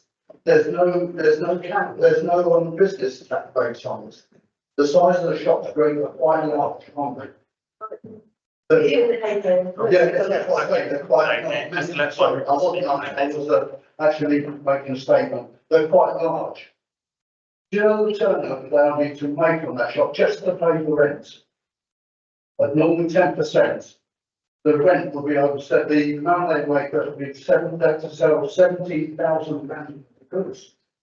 It's not practical. That's why small shops are closing all over Taunton. Because you can't make a profit. If you don't believe me, take a look at the old shop, the old card shop off Hampden Street. They are opened the week before Christmas, they're closed this week. Now they had good prices, they can make it pay. And you're going to say, this is the way to show someone how to do it. But if you're going to show them how to do it, let them have all the facts. It's going to cost you this in business tax, in business rates. It's going to cost you this in the running of it. It's just not practical. It's a good idea, but it's not practical. Sorry. Thank you very much for that, Councillor Tully. So Councillor Smith-Roberts was next. Then I'm going to go to Councillor Berman. Then Councillor Stanfield. So I'm kind of agree with Amber and Giuseppe in relation to some of my feelings on this. I am totally for doing a pop-up shop. I think we need to think about the reasons though why we're doing it, and if we can't have that debate, But I think that it was both a mixture of allowing organisations, not those who just want to sell retail, but organisations, charities, and those who are starting out on their business journey to kind of have somewhere that they can showcase their wares or services to be able to, link better with the public. Alongside that, I thought partly it was around economic development and our ability to support a high street through a different way of working. But what I will say is actually, I think in many ways, Taunton High Street is doing very well and bucking the trend in relation to the vacant units. I know people will say otherwise in a variety of different social media outlets, but actually Taunton does well for what it is.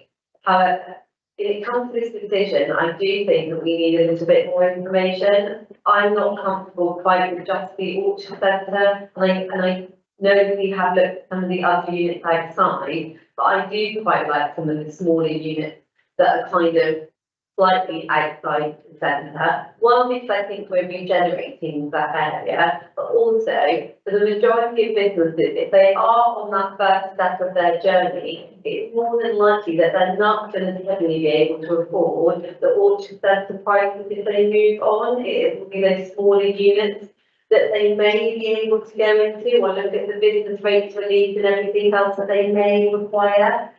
So I think there's something around that where I don't feel like I've got the full picture. I've got my own knowledge of what Wellington has been able to achieve through the contact I've had there with councillors, but it's not clear in the official documents to be able to judge that on the decision that we make this evening, because they have got some good news stories.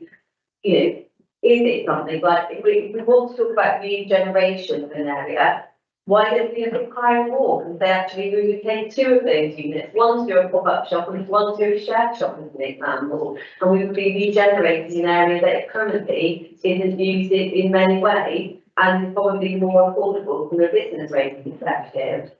So I'd like to say that actually we probably put a few of us together on this, that actually say, can we boil some of this down to what it is that we do want?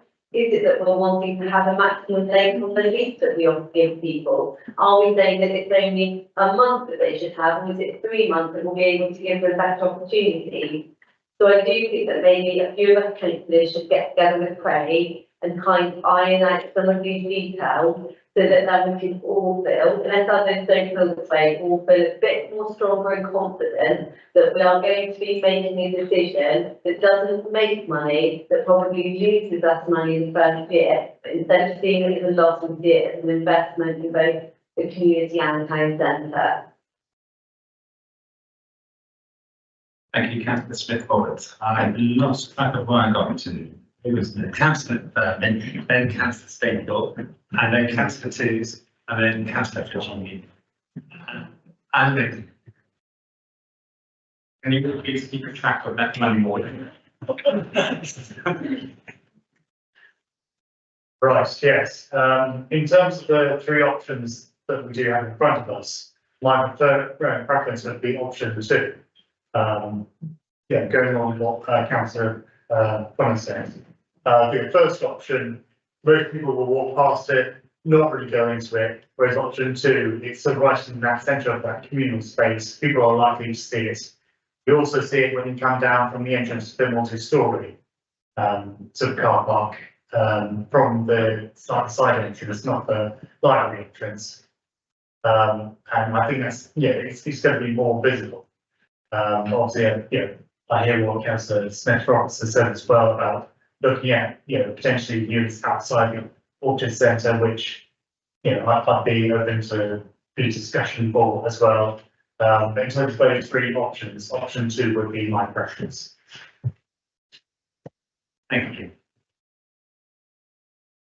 You gentlemen, who's next? Yes. Councillor Sten. Thank you. I fully support the idea of pop-up shop. I think it is important for Taunton and to deal with for new businesses. But I do have a concern to be raised by other people in the room. Startup businesses need generally small premises, so it's way more of an issue. But also it's clear for the next stage to say that the auction May opportunities for people to rent another unit within shopping centre. I'm concerned slightly that a number of shops closed down in the Orchard Centre because of the lease terms. The lease terms, I think, were over 10 years, and there's a few of the shops actually closed down and were pushed down because the Orchard Centre was with the longer leases. I think one point they were in the restaurants, and where two of those premises actually leave. So I'm a slight concern over where the Orchard Centre would take somebody from a business point of view. I think we should look at what other premises there are, but finding something that can utilize small businesses. Yes, it has to be somewhere that it does get good footfall, and that's not easy. But also understanding what the running costs of the shop. So I think probably needs to be more. Councillor Tees. Thank you, Mr. Yeah, generally agree with all the points made. Thank you for Craig for all the work you've done putting the report together, much appreciated. I take on board what Councillor said about the location, but I must speak up for the shops in my ward on Station Road and East Reach. If we put them a shop that people want to go to, that will drive footfall, so just that point. And also, I've had a lot of people comment on the Coal Orchard sites, in fact, that they're empty. I'm not sure if that was an option that was explored. I know you mentioned that the desirable places like the Independent Port, they're quite close to that, so that might not be an option. Just struck me that as a council, when we're doing this, do we need to be conscious of what businesses are close by? Because a lot of the businesses mentioned were like makers and craft shops, and that one proposed in the Orchard Centre is right next to what used to be Next Menswear, which is currently exactly the same business, which is run by somebody who's desperately trying to make their business work. It's just a thought, really. Also, if we're going to let people run it for say 6 weeks, etc., is that not going to be dependent on what time of the year they get it? Because somebody might be very keen on starting a business in December on the run up to that, whereas somebody in the middle of January wouldn't be sitting. But we can, Councillor Smith-Roberts mentioned different types of shops which might go in at those times of year. Totally agree that a mentor should be provided if possible. I think by looking at some of the responses from businesses, if they think they're going to pay some of those low rents, they're going to need the help to realise how challenging it's going to be.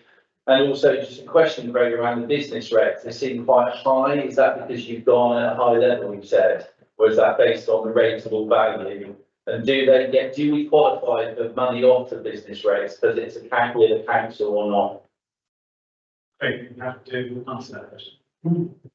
So it's the rateable value of the unit that's been added to the financial table. And your second question, sorry, Councillor Tees. I think you can get discount, but I guess do we qualify for the discount because it's going to be council run? I haven't been made aware of any discounts that the council would receive, so.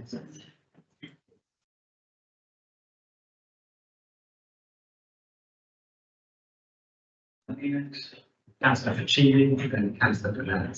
Thank you, Chair.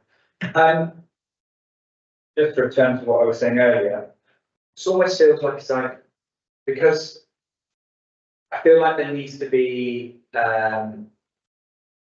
what appears to, people have said £50 a week, doesn't sound like someone who's looking to go on. It sounds more like an Etsy business who's just looking to explore and exhibit in the town. I think that's kind of what we need to be wary of, because it's like we should probably have a stockpile of businesses with business cases auditioning to come into the space and saying, this is what we plan to do, this is what we're going to sell, this is where we plan to be in 5 years' time. And without that kind of information before, we just hit the button and go, let's have a shop, let's spend 35, 40 grand or whatever it is, without knowing who's going to be really coming in and what their aspirations are, I think it's quite dangerous. We also have to recognise that shopping habits have completely changed.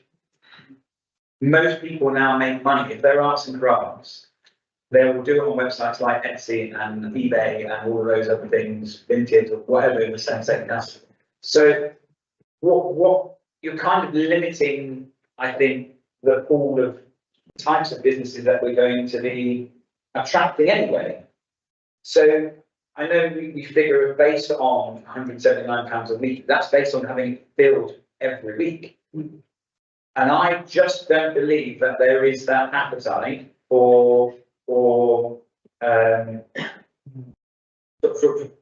there isn't the evidence for businesses so far to say, we're serious, this is what we're going to do, this is where we plan to lead, this is what we intend to sell. Again, acknowledging Paul's, no, so I'm just trying to say, acknowledging Paul's point about this, we also don't want to be a competitor or putting in a competitor to other potential organisations, because then we're going to have a lot of angry people coming into town council because of that. I just feel like there needs to be more options explored, especially outside of the town. As Frederick said, maybe looking at sort of Station Road, that part of down that way, literally, whatever. Because and again, the educational point I think is really, really important, because all we could do is attract people who are going to go, yeah, I could go and bulk buy X amount of stuff from, have it drop shipped to me, sell it in the shop, make a bit of money, and have it for 3 weeks and say thanks very much, I've just benefited off the fact that they can do it. So brilliant. So those are all the things I worry about. Thank you. Thank you very much. Councillor Fernandez? Thank you, Chair.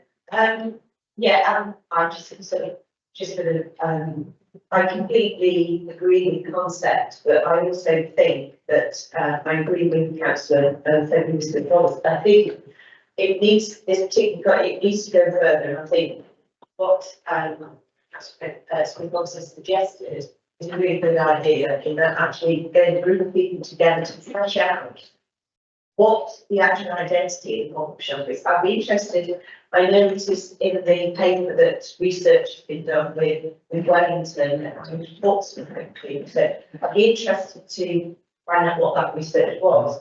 I'd also be interested to find out what the pitfalls and the outcomes with the Wellington shop. You know, it would have been good for us as council to say, actually, this is Wellington shop, this is what their concept started as, this is where they've reached, this is where they are. Just to give us an idea of, you know, of what we actually want to look at. And also, as Councillor Tully said, you know, it's the nitty-gritty, it's about the outgoings, who, you know, the stock, the rents, all of those stuff, which I think, having a meeting, especially for the step, it would be a good idea, because they can all be fleshed out and then brought back so that we can see and make what decision. Thank you. Okay, well, I think we've pretty much aired this one pretty well. I'll just summarize some of the things that have come up with there.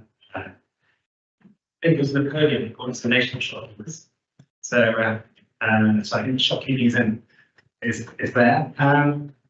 You made the point of nurturing and education. I think I always think that the idea with pop-up shop was to nurture new businesses, to give them a place where they could try out new ideas. I think the aim of the pop-up shop was, I don't think we were going to see that every person was going to, or every individual was going to start, was going to be successful. They were going to be failures and they're going to be successful. With any luck, it could be that golden egg, or it could be a golden egg there where people do find a good business model. And I think part of that, as you said, I think presenting good business plans, I think that's part of their education as well. I don't think we should let anyone in there who doesn't do that, because I think that is an essential part of a successful business. Really copying on what they're doing and seeing where it's going to go, and having a 5-year plan in the back of their mind. I mean, it could be something we could have in the centre of town where they're guaranteed good footfall, and who knows, they will be successful and they start to move on to fit in some of our other NCS shops around town. It could be a golden egg. Continue later.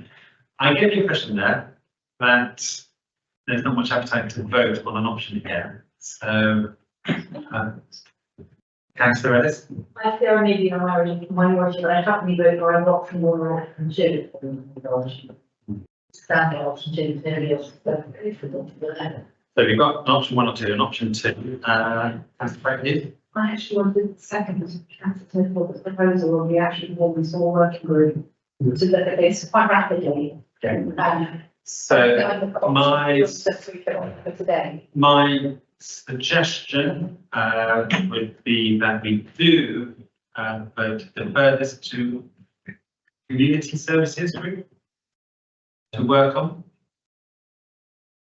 Or I mean, that's the secret question. Firstly, if the proposal has been put, does or not it have to be voted on first?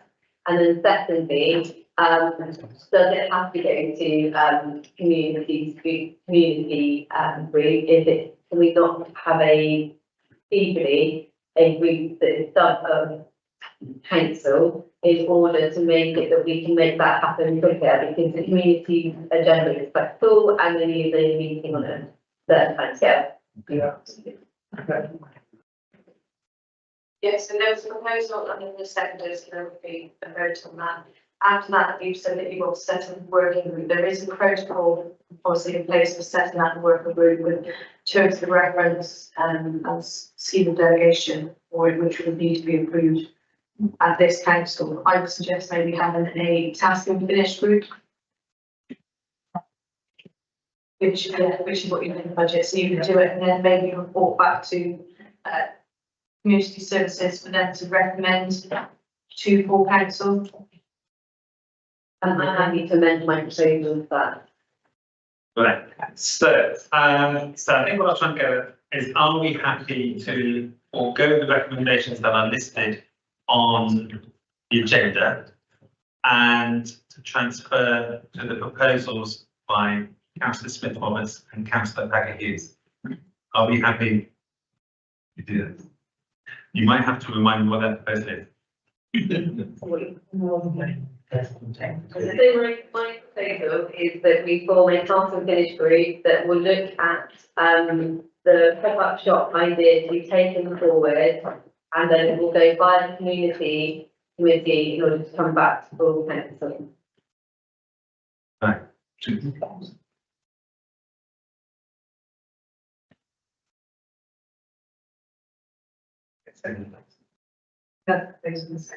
Who's my secretary? Oh, I think Councillor Packy just beat you to the post there. So we have a proposal, and we've got the second there. The version is there. Right. Do you want to agree who's in your task and finish group this evening? Within your proposal? Can you remind me how many people can be on it, or is it as many as You can have as many as you want. I like to be on it. I like Bethany, you like on it. Okay, in that case, should we go through your proposal first? Okay, so the proposal, Yeah. if you need that anything, no.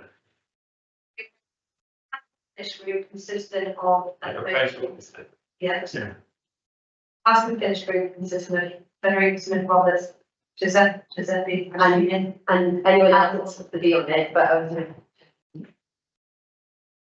anyone else? Connor Solly, Connor Solly. Lake, Councillor Tully, Ray Kelly. Councillor Stainhill. They help.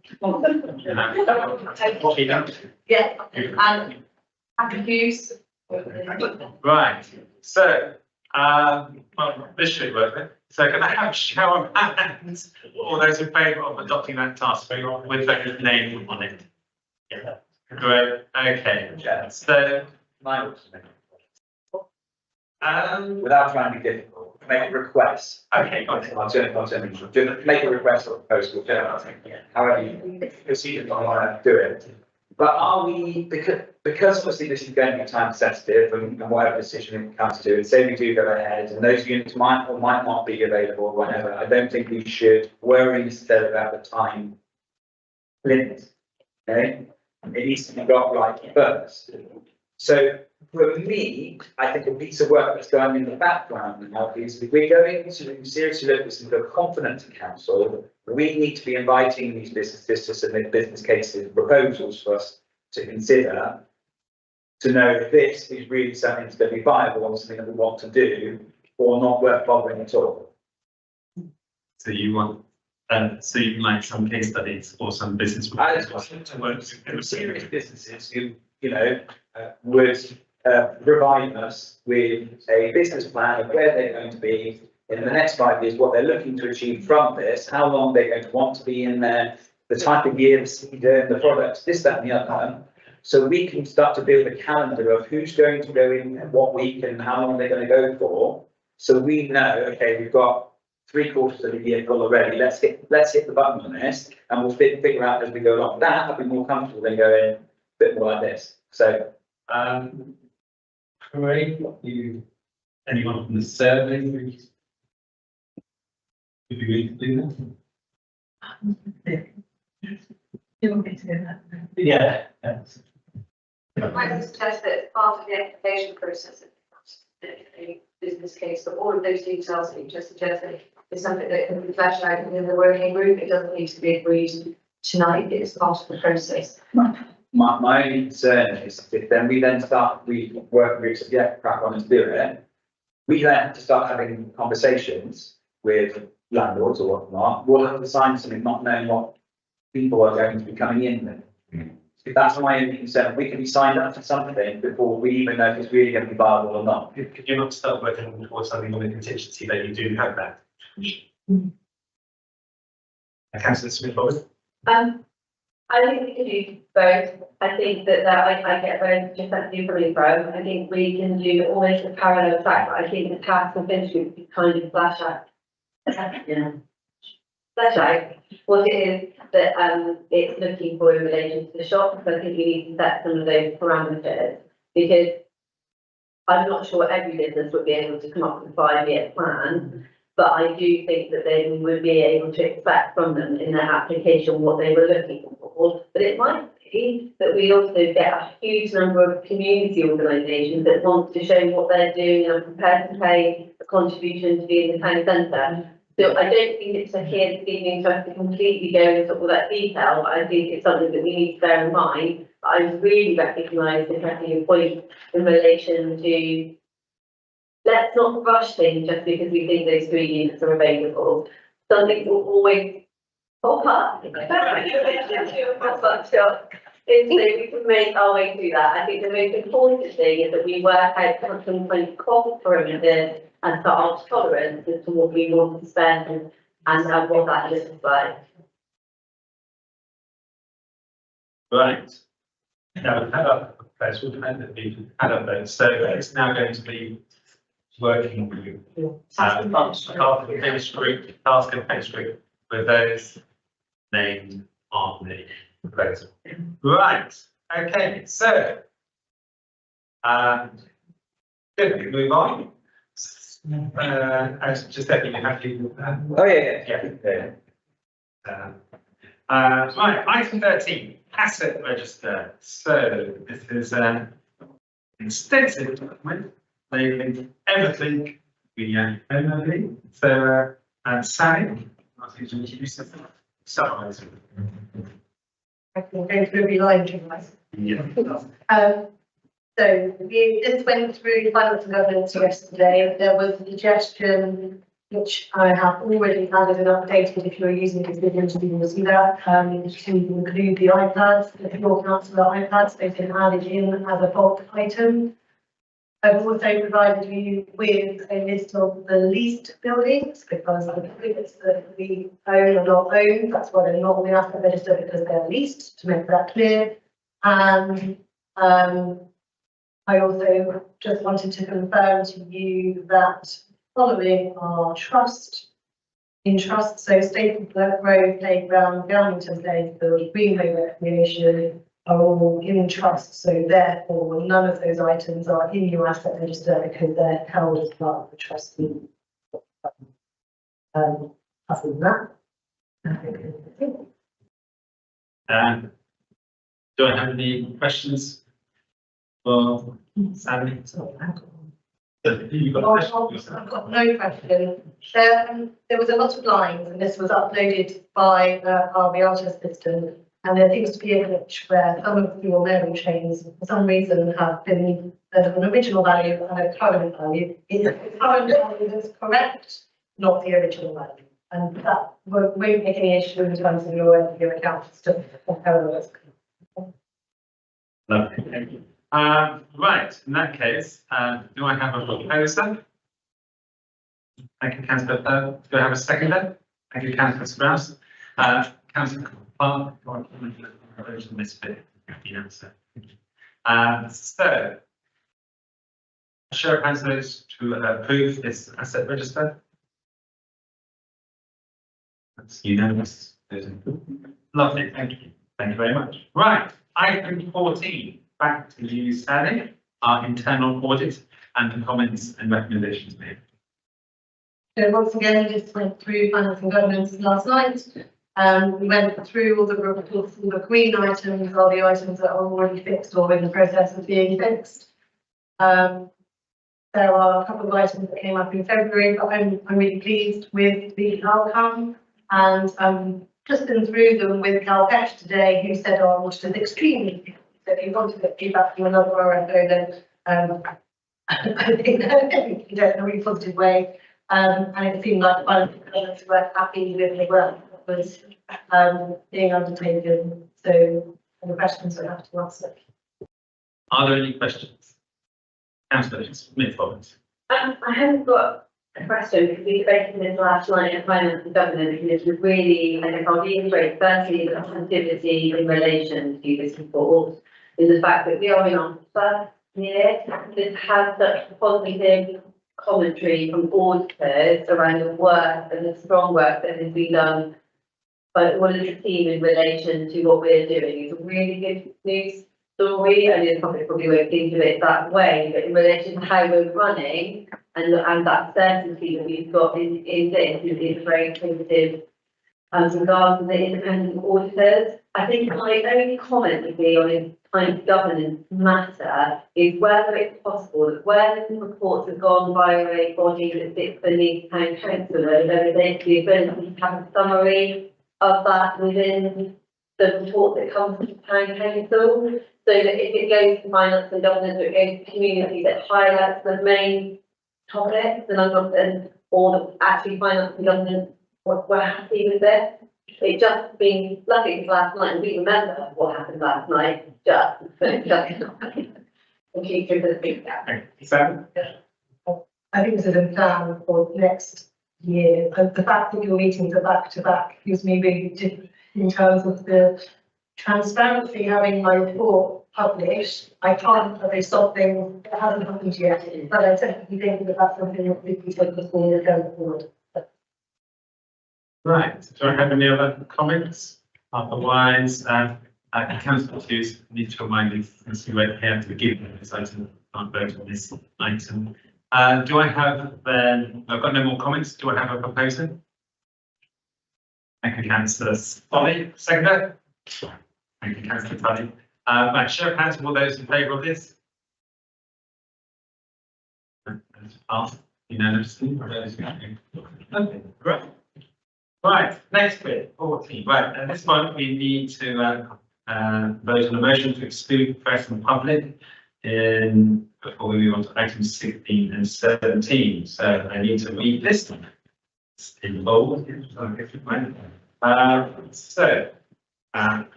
Under section 100A brackets 4 those brackets of the Local Government Act 1972.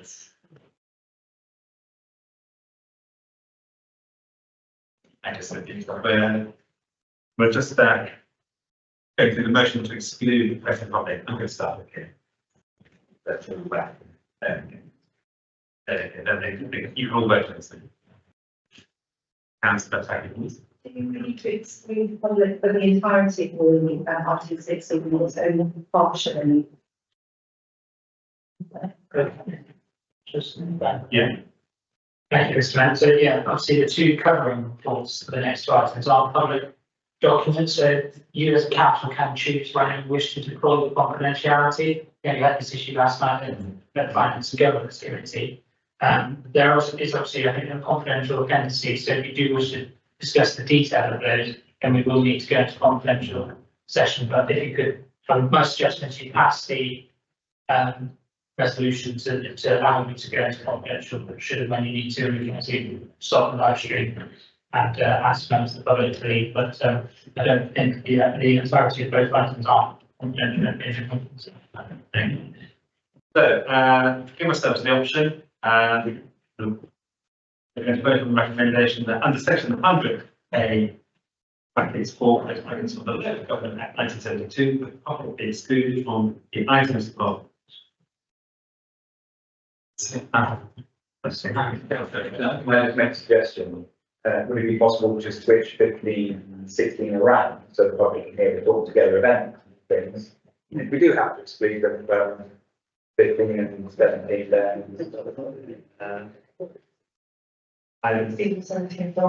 Yes, 16. So we're voting on this, we leave ourselves the option to exclude. I'm sorry, I beg from 16.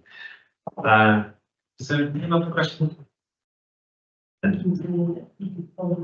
Insurance. Okay. Without, it's legal, so you let them do that first. Was it short? It's got a huge lot of everything together. Pulling together instead. Yeah. Was it talking together on the insurance? Insurance and talking together together. Councillor Smith-Roberts? I should say to go in private session, but I would love to keep as much of talking together and the insurance in public session.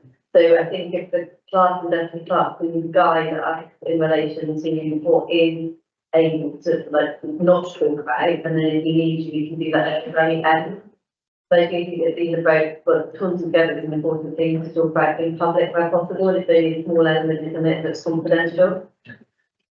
Okay, but until we've done this bit, you haven't got the option. So we can do this bit, vote for it, and then never use it. So should we do this bit? Yeah, okay. I get it. Okay, so we can do that.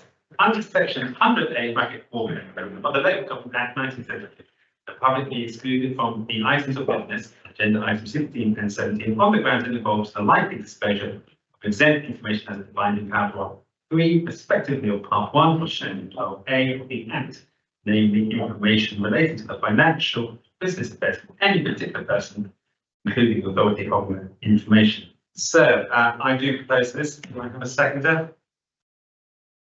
Thank you, Councillor Burnham. Can I have a show of hands in support of this motion?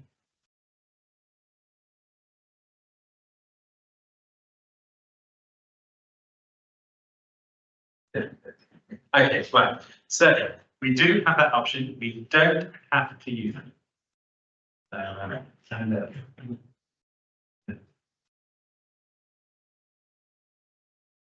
Yeah, essentially offering about the action plan, the project plan, there's dependence in that not to be discussed. That's right. Presentation. Okay, so anyway, we'll do things. So any council can recommend at some stage that we exclude. But at the moment, we're happy for the public to stay. Yeah. Okay. Right, okay, so item 16, Taunton Together event plan. And we're looking to consider the approval of the event management safety plan for Taunton Together 2024 and we can deliver this event for each subsequent year. And ask Craig if you can summarise the report that he submitted.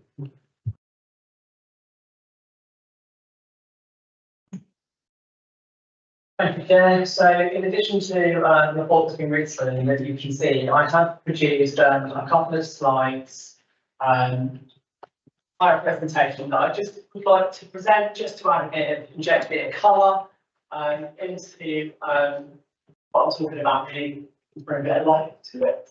So yes, we're looking at that. Present this. Just everything.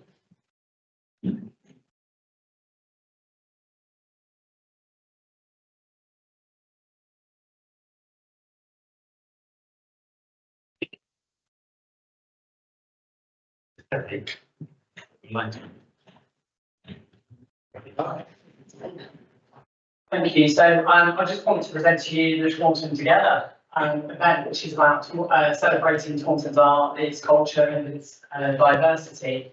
So in a nutshell, Taunton Together, what is it and why are we doing it? Well, ultimately it's about connecting Taunton's diverse community. It's a celebration of Taunton's arts and it's technically really about showing off Taunton. Taunton Together has been created to show off our cultural offer, celebrate our creative and diversity. It's an opportunity for our community to come together, to rediscover what's on our doorstep, encouraging people to try new things, to learn and grow and experience what Taunton has to offer.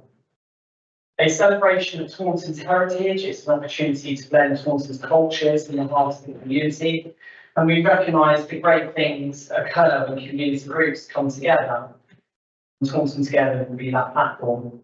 So a comprehensive evaluations are carried out at the former Somerset West and Taunton Council. And it calculated that every £1 the council rejects into this world, into the cultural event, the return is 4 times more for the local area. So it's a great return on investment and builds community pride and a sense of belonging, and also has an impact on reducing antisocial behaviour.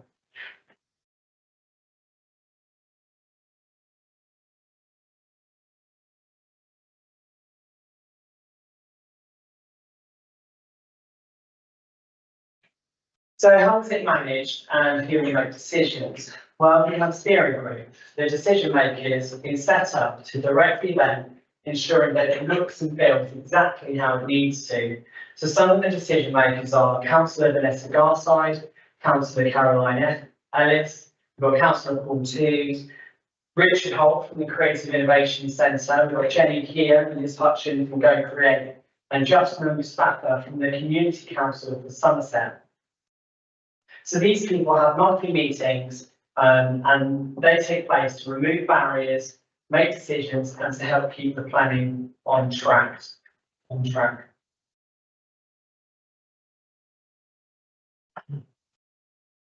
So who's actually delivering? So we've split the town into areas. We've got Somerset Square, we've got Goodwood Gardens, Castle Green, High Street, Taunton Minster. And each area has what's known as an area super. Area supers will be responsible for activating their areas and activating key spaces in the town centre, encourage people to visit, rediscover their parks and open spaces that they've forgotten about.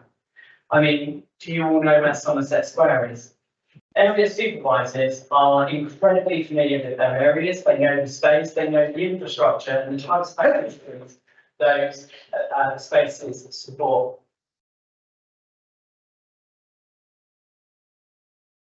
So who else is involved? So in addition to the area supervisors looking after those public spaces, we're also talking to the following organisations: Somerset County Cricket Club, the nominated High Sheriff of Somerset, 24-25 Rob Beckley, and the Museum of Somerset. So Somerset County Show will open their gates and provide a day and sit with promotion and marketing on the day to encourage visitors to explore the wider area.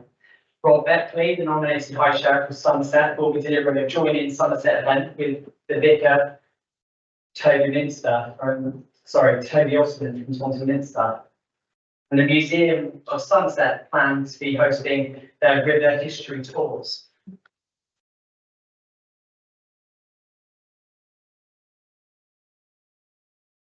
So we'll have a theme or focus. So yes, the theme is the river. So the river plays an important part the river plays an important role in Taunton, and it has a huge amount of history and many connections and associations.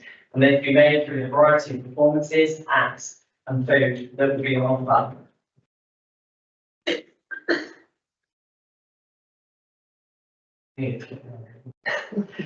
So here are the area supervisors. We've got Vicky Robbins, who is the executive director at Taunton Brewhouse and comes with a wealth of experience.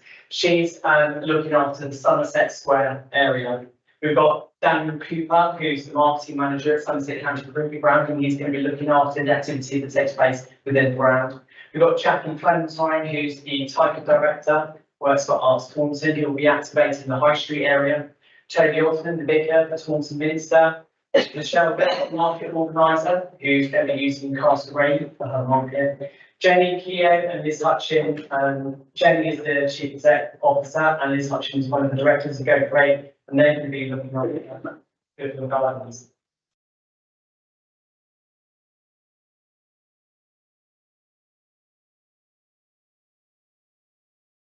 So, here's some information regarding the financials. So Taunton Town Council has committed £30,000 and will follow the procurement regulations to organise a control room, security, first aid, radios, marketing, barriers, that kind of stuff. The rest of the funds will be divided up between Go Clear, Arts Taunton, and Brewhouse to activate their areas and commission acts and workshops and performances, and you'll see that cost breakdown actually in the report. So research has been carried out to produce a cost-neutral brochure, providing an opportunity to engage with the business community in Taunton through sponsorship and through advertising. And profits of the brochure will then come back through to support next year's Taunton Together event. Grants as well. We are working with Caroline to apply for a grant through the National Lottery Community Fund, which would look to appoint an artistic director to activate the river, which would be a key feature of the event. And the event on this. If I'm right, so we want Taunton Together to be a major success and to build on it year on year, providing that continuous opportunity for people of all ages. So how will the success be measured? So we'll have football town in the town centre, we'll look at the engagement levels with our cultural partners, and what that demand will look like on social media for the event to return, and the anecdotal feedback. We already recognise that this will be a great investment into the town centre, but it will be important to capture and evaluate the impact of our efforts and the event, as this will be crucial information to support future grant funding applications. So where are we today? So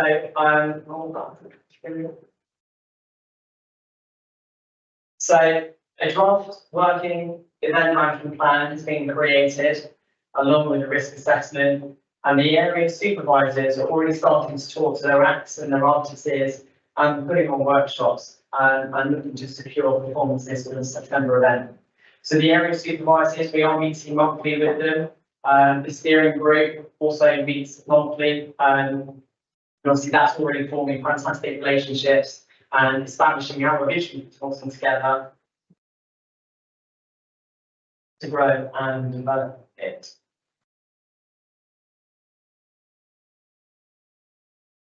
So when is this all happening? Save the date call out. Saturday, the 28th of September 2024, between 11 AM and 7 PM. So the first hour is quiet hour, making this event more accessible and inclusive. So that was me. Thank you very much. Any questions? Okay, you haven't taken any questions, so. Yeah. And do I have any questions for Craig? Councillor Solid, and then Councillor Ellis. Just to show how it's powerful, this really goes in depth with what is going on and everyone that's involved doing the work. But thanks again. So Ellis.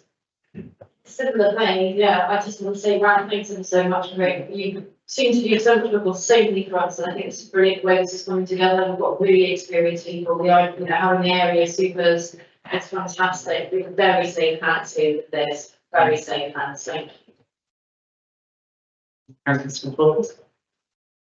Really great work so far. I've just got a question in relation to the equality and diversion and inclusive aspect of it. And we saw throughout the presentation around how it was around bringing all of our diverse communities together.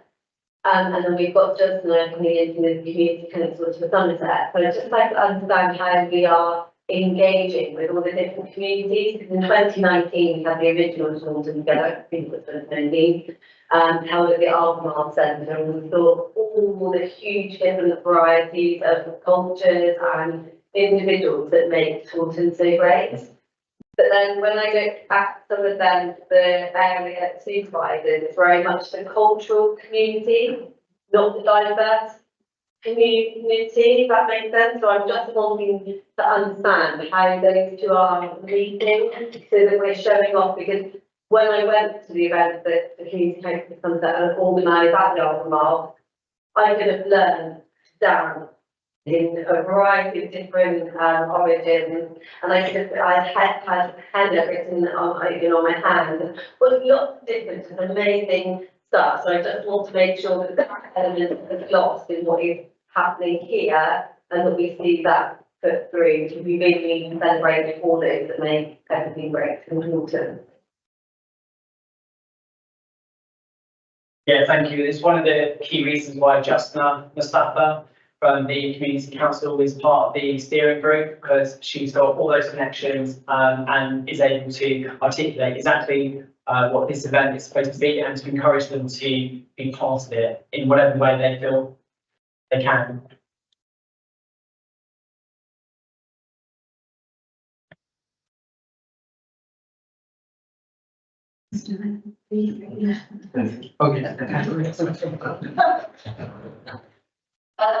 I'd just like to say how impressed I was by all the enthusiasm of all the arts communities and everybody rushing forward or wishing to take part and getting very excited about it.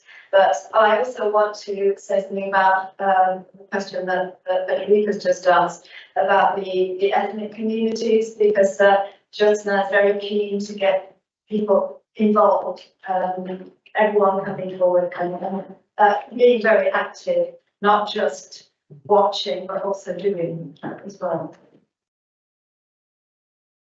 Councillor Jean. Thank you, Chair. One that I really like, I never saw, it was just a question out of curiosity, really. It feels like it needs to be a summer event, so I just wondered why it's the 28th of September, and, partly avoiding showers, where it just feels like a summer celebration event. That was all, so.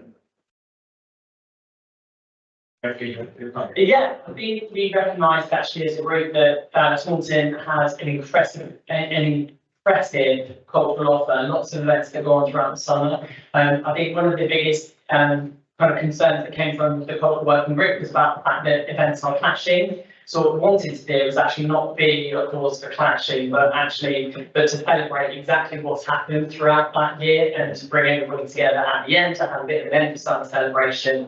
And we recognised that I think September is one of the jinx it.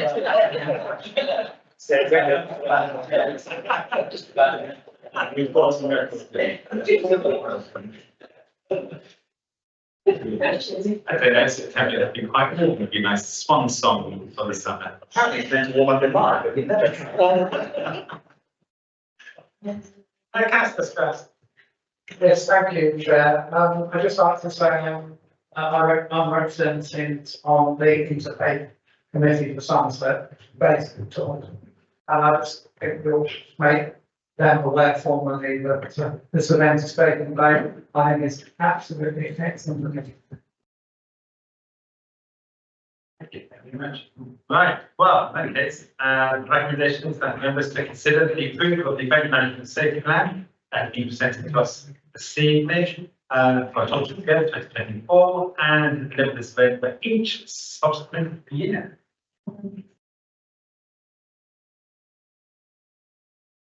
Okay, correct. So within the presentation I gave, I mentioned about the fact that we would like to look at creating a brochure, engaging with businesses. So as part of the recommendation, I'd like the authorisation to kind of progress with the sponsorship and advertising opportunities for businesses as part of the Taunton Fair programme. Right, Councillor Ellison. Oh, no, sorry, I thought we were getting. Yes. Are you voting as well? I was going to ask a question in relation to the sponsorship, right? I think it's a great idea. Will that include social media promotion in relation to it? Because if you take registration services for Somerset Council, they will look to promote businesses as part of that service. So I'm just wondering whether we would do something similar or have thought about how that works. It's all good doing a brochure, but the majority, not the majority, a lot of people don't necessarily use a budget now. I would be looking for it on social media, so I'm wondering if there's something there apart from it. Yeah, there is talk about having a website where the brochure will be listed, as well as regular social media posting to just, raise the awareness of the event, but also that exposure for any business that wanted to be part of the brochure programme.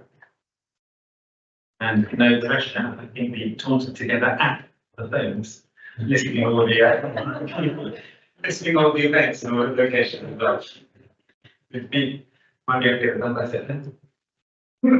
So the recommendation is that to consider the approval of the event management safety plan for Taunton Together 2024 and to deliver this event in subsequent year and for Craig to develop. You will propose to Councillor Ellis. You will be the proposer.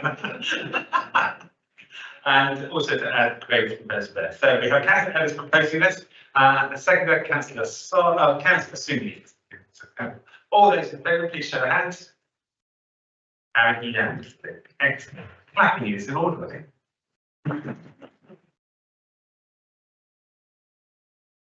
Councillor Strauss. Yes, just for your information, Chair, there's a news release which is embargoed for tomorrow, and it's all ready to go out, so I shall confirm to Laura that I'm quite happy with it. Okay. Thank you. Right, item 17, last item, insurance review. So again, I can ask Sally just to summarise all the options available to us. Again, was meant to grant the government guidelines, so they have recommended that we go with option 2, who is our current insurance company. The level of service that we've received from them this year is outstanding. I've had at least 4 face-to-face meetings and plus others. There is constant conversation, visual changing things, and all the options that are available to us. And after fact, we've also just had today a slight tweak because the costing that we were looking at yesterday was a 1-year proposal. It's going to be a 3-year, which is a 5% reduction. So actually brings it about £150 more than I've considered. We are, and you also got a question about fidelity insurance, which is the second part of what we looked at yesterday. And even though the finance and governance agreed that we should insure up to £2 million based on a risk assessment, but they did, I think, give a reason yesterday, and that cost is in there too. So I have to say the There any questions for Sally? Councillor, thank you. I just wanted to reiterate that we did discuss this at some length at the finance committee and explore the options of what kind of, particularly with fidelity insurance, bearing on that our precept is going to be considerably larger and we will get done as a lump sum at the start of the year, and the various risks involved and whether it is worth insuring up to, say, around £6 million, the cost implications of that versus the risk. So it was discussed at some length, and we did agree that the £2 million level is probably the most appropriate. I think that's the case for Councillor Packard, who doesn't want to. I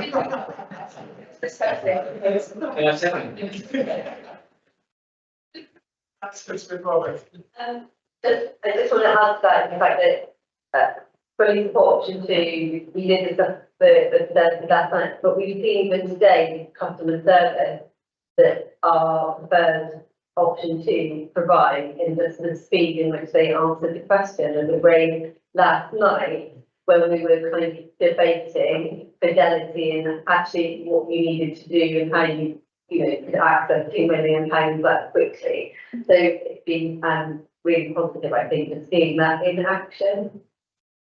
Well, I think given Councillor Beck-Hughes, Councillor Smith-Bollins and Councillor Puccini's endorsement, should we move straight to a vote? Yes. Yeah. Oh, and vote for the 3-year policy. So, I have a proposer, Councillor Beck-Hughes, can I have a seconder? Councillor Puccini. All those in favour for option 2 and the 3-year policy? Lovely. Unanimous. Well, thank you very much, everybody. That concludes this month's meeting. It's 8:30. Thank you very much.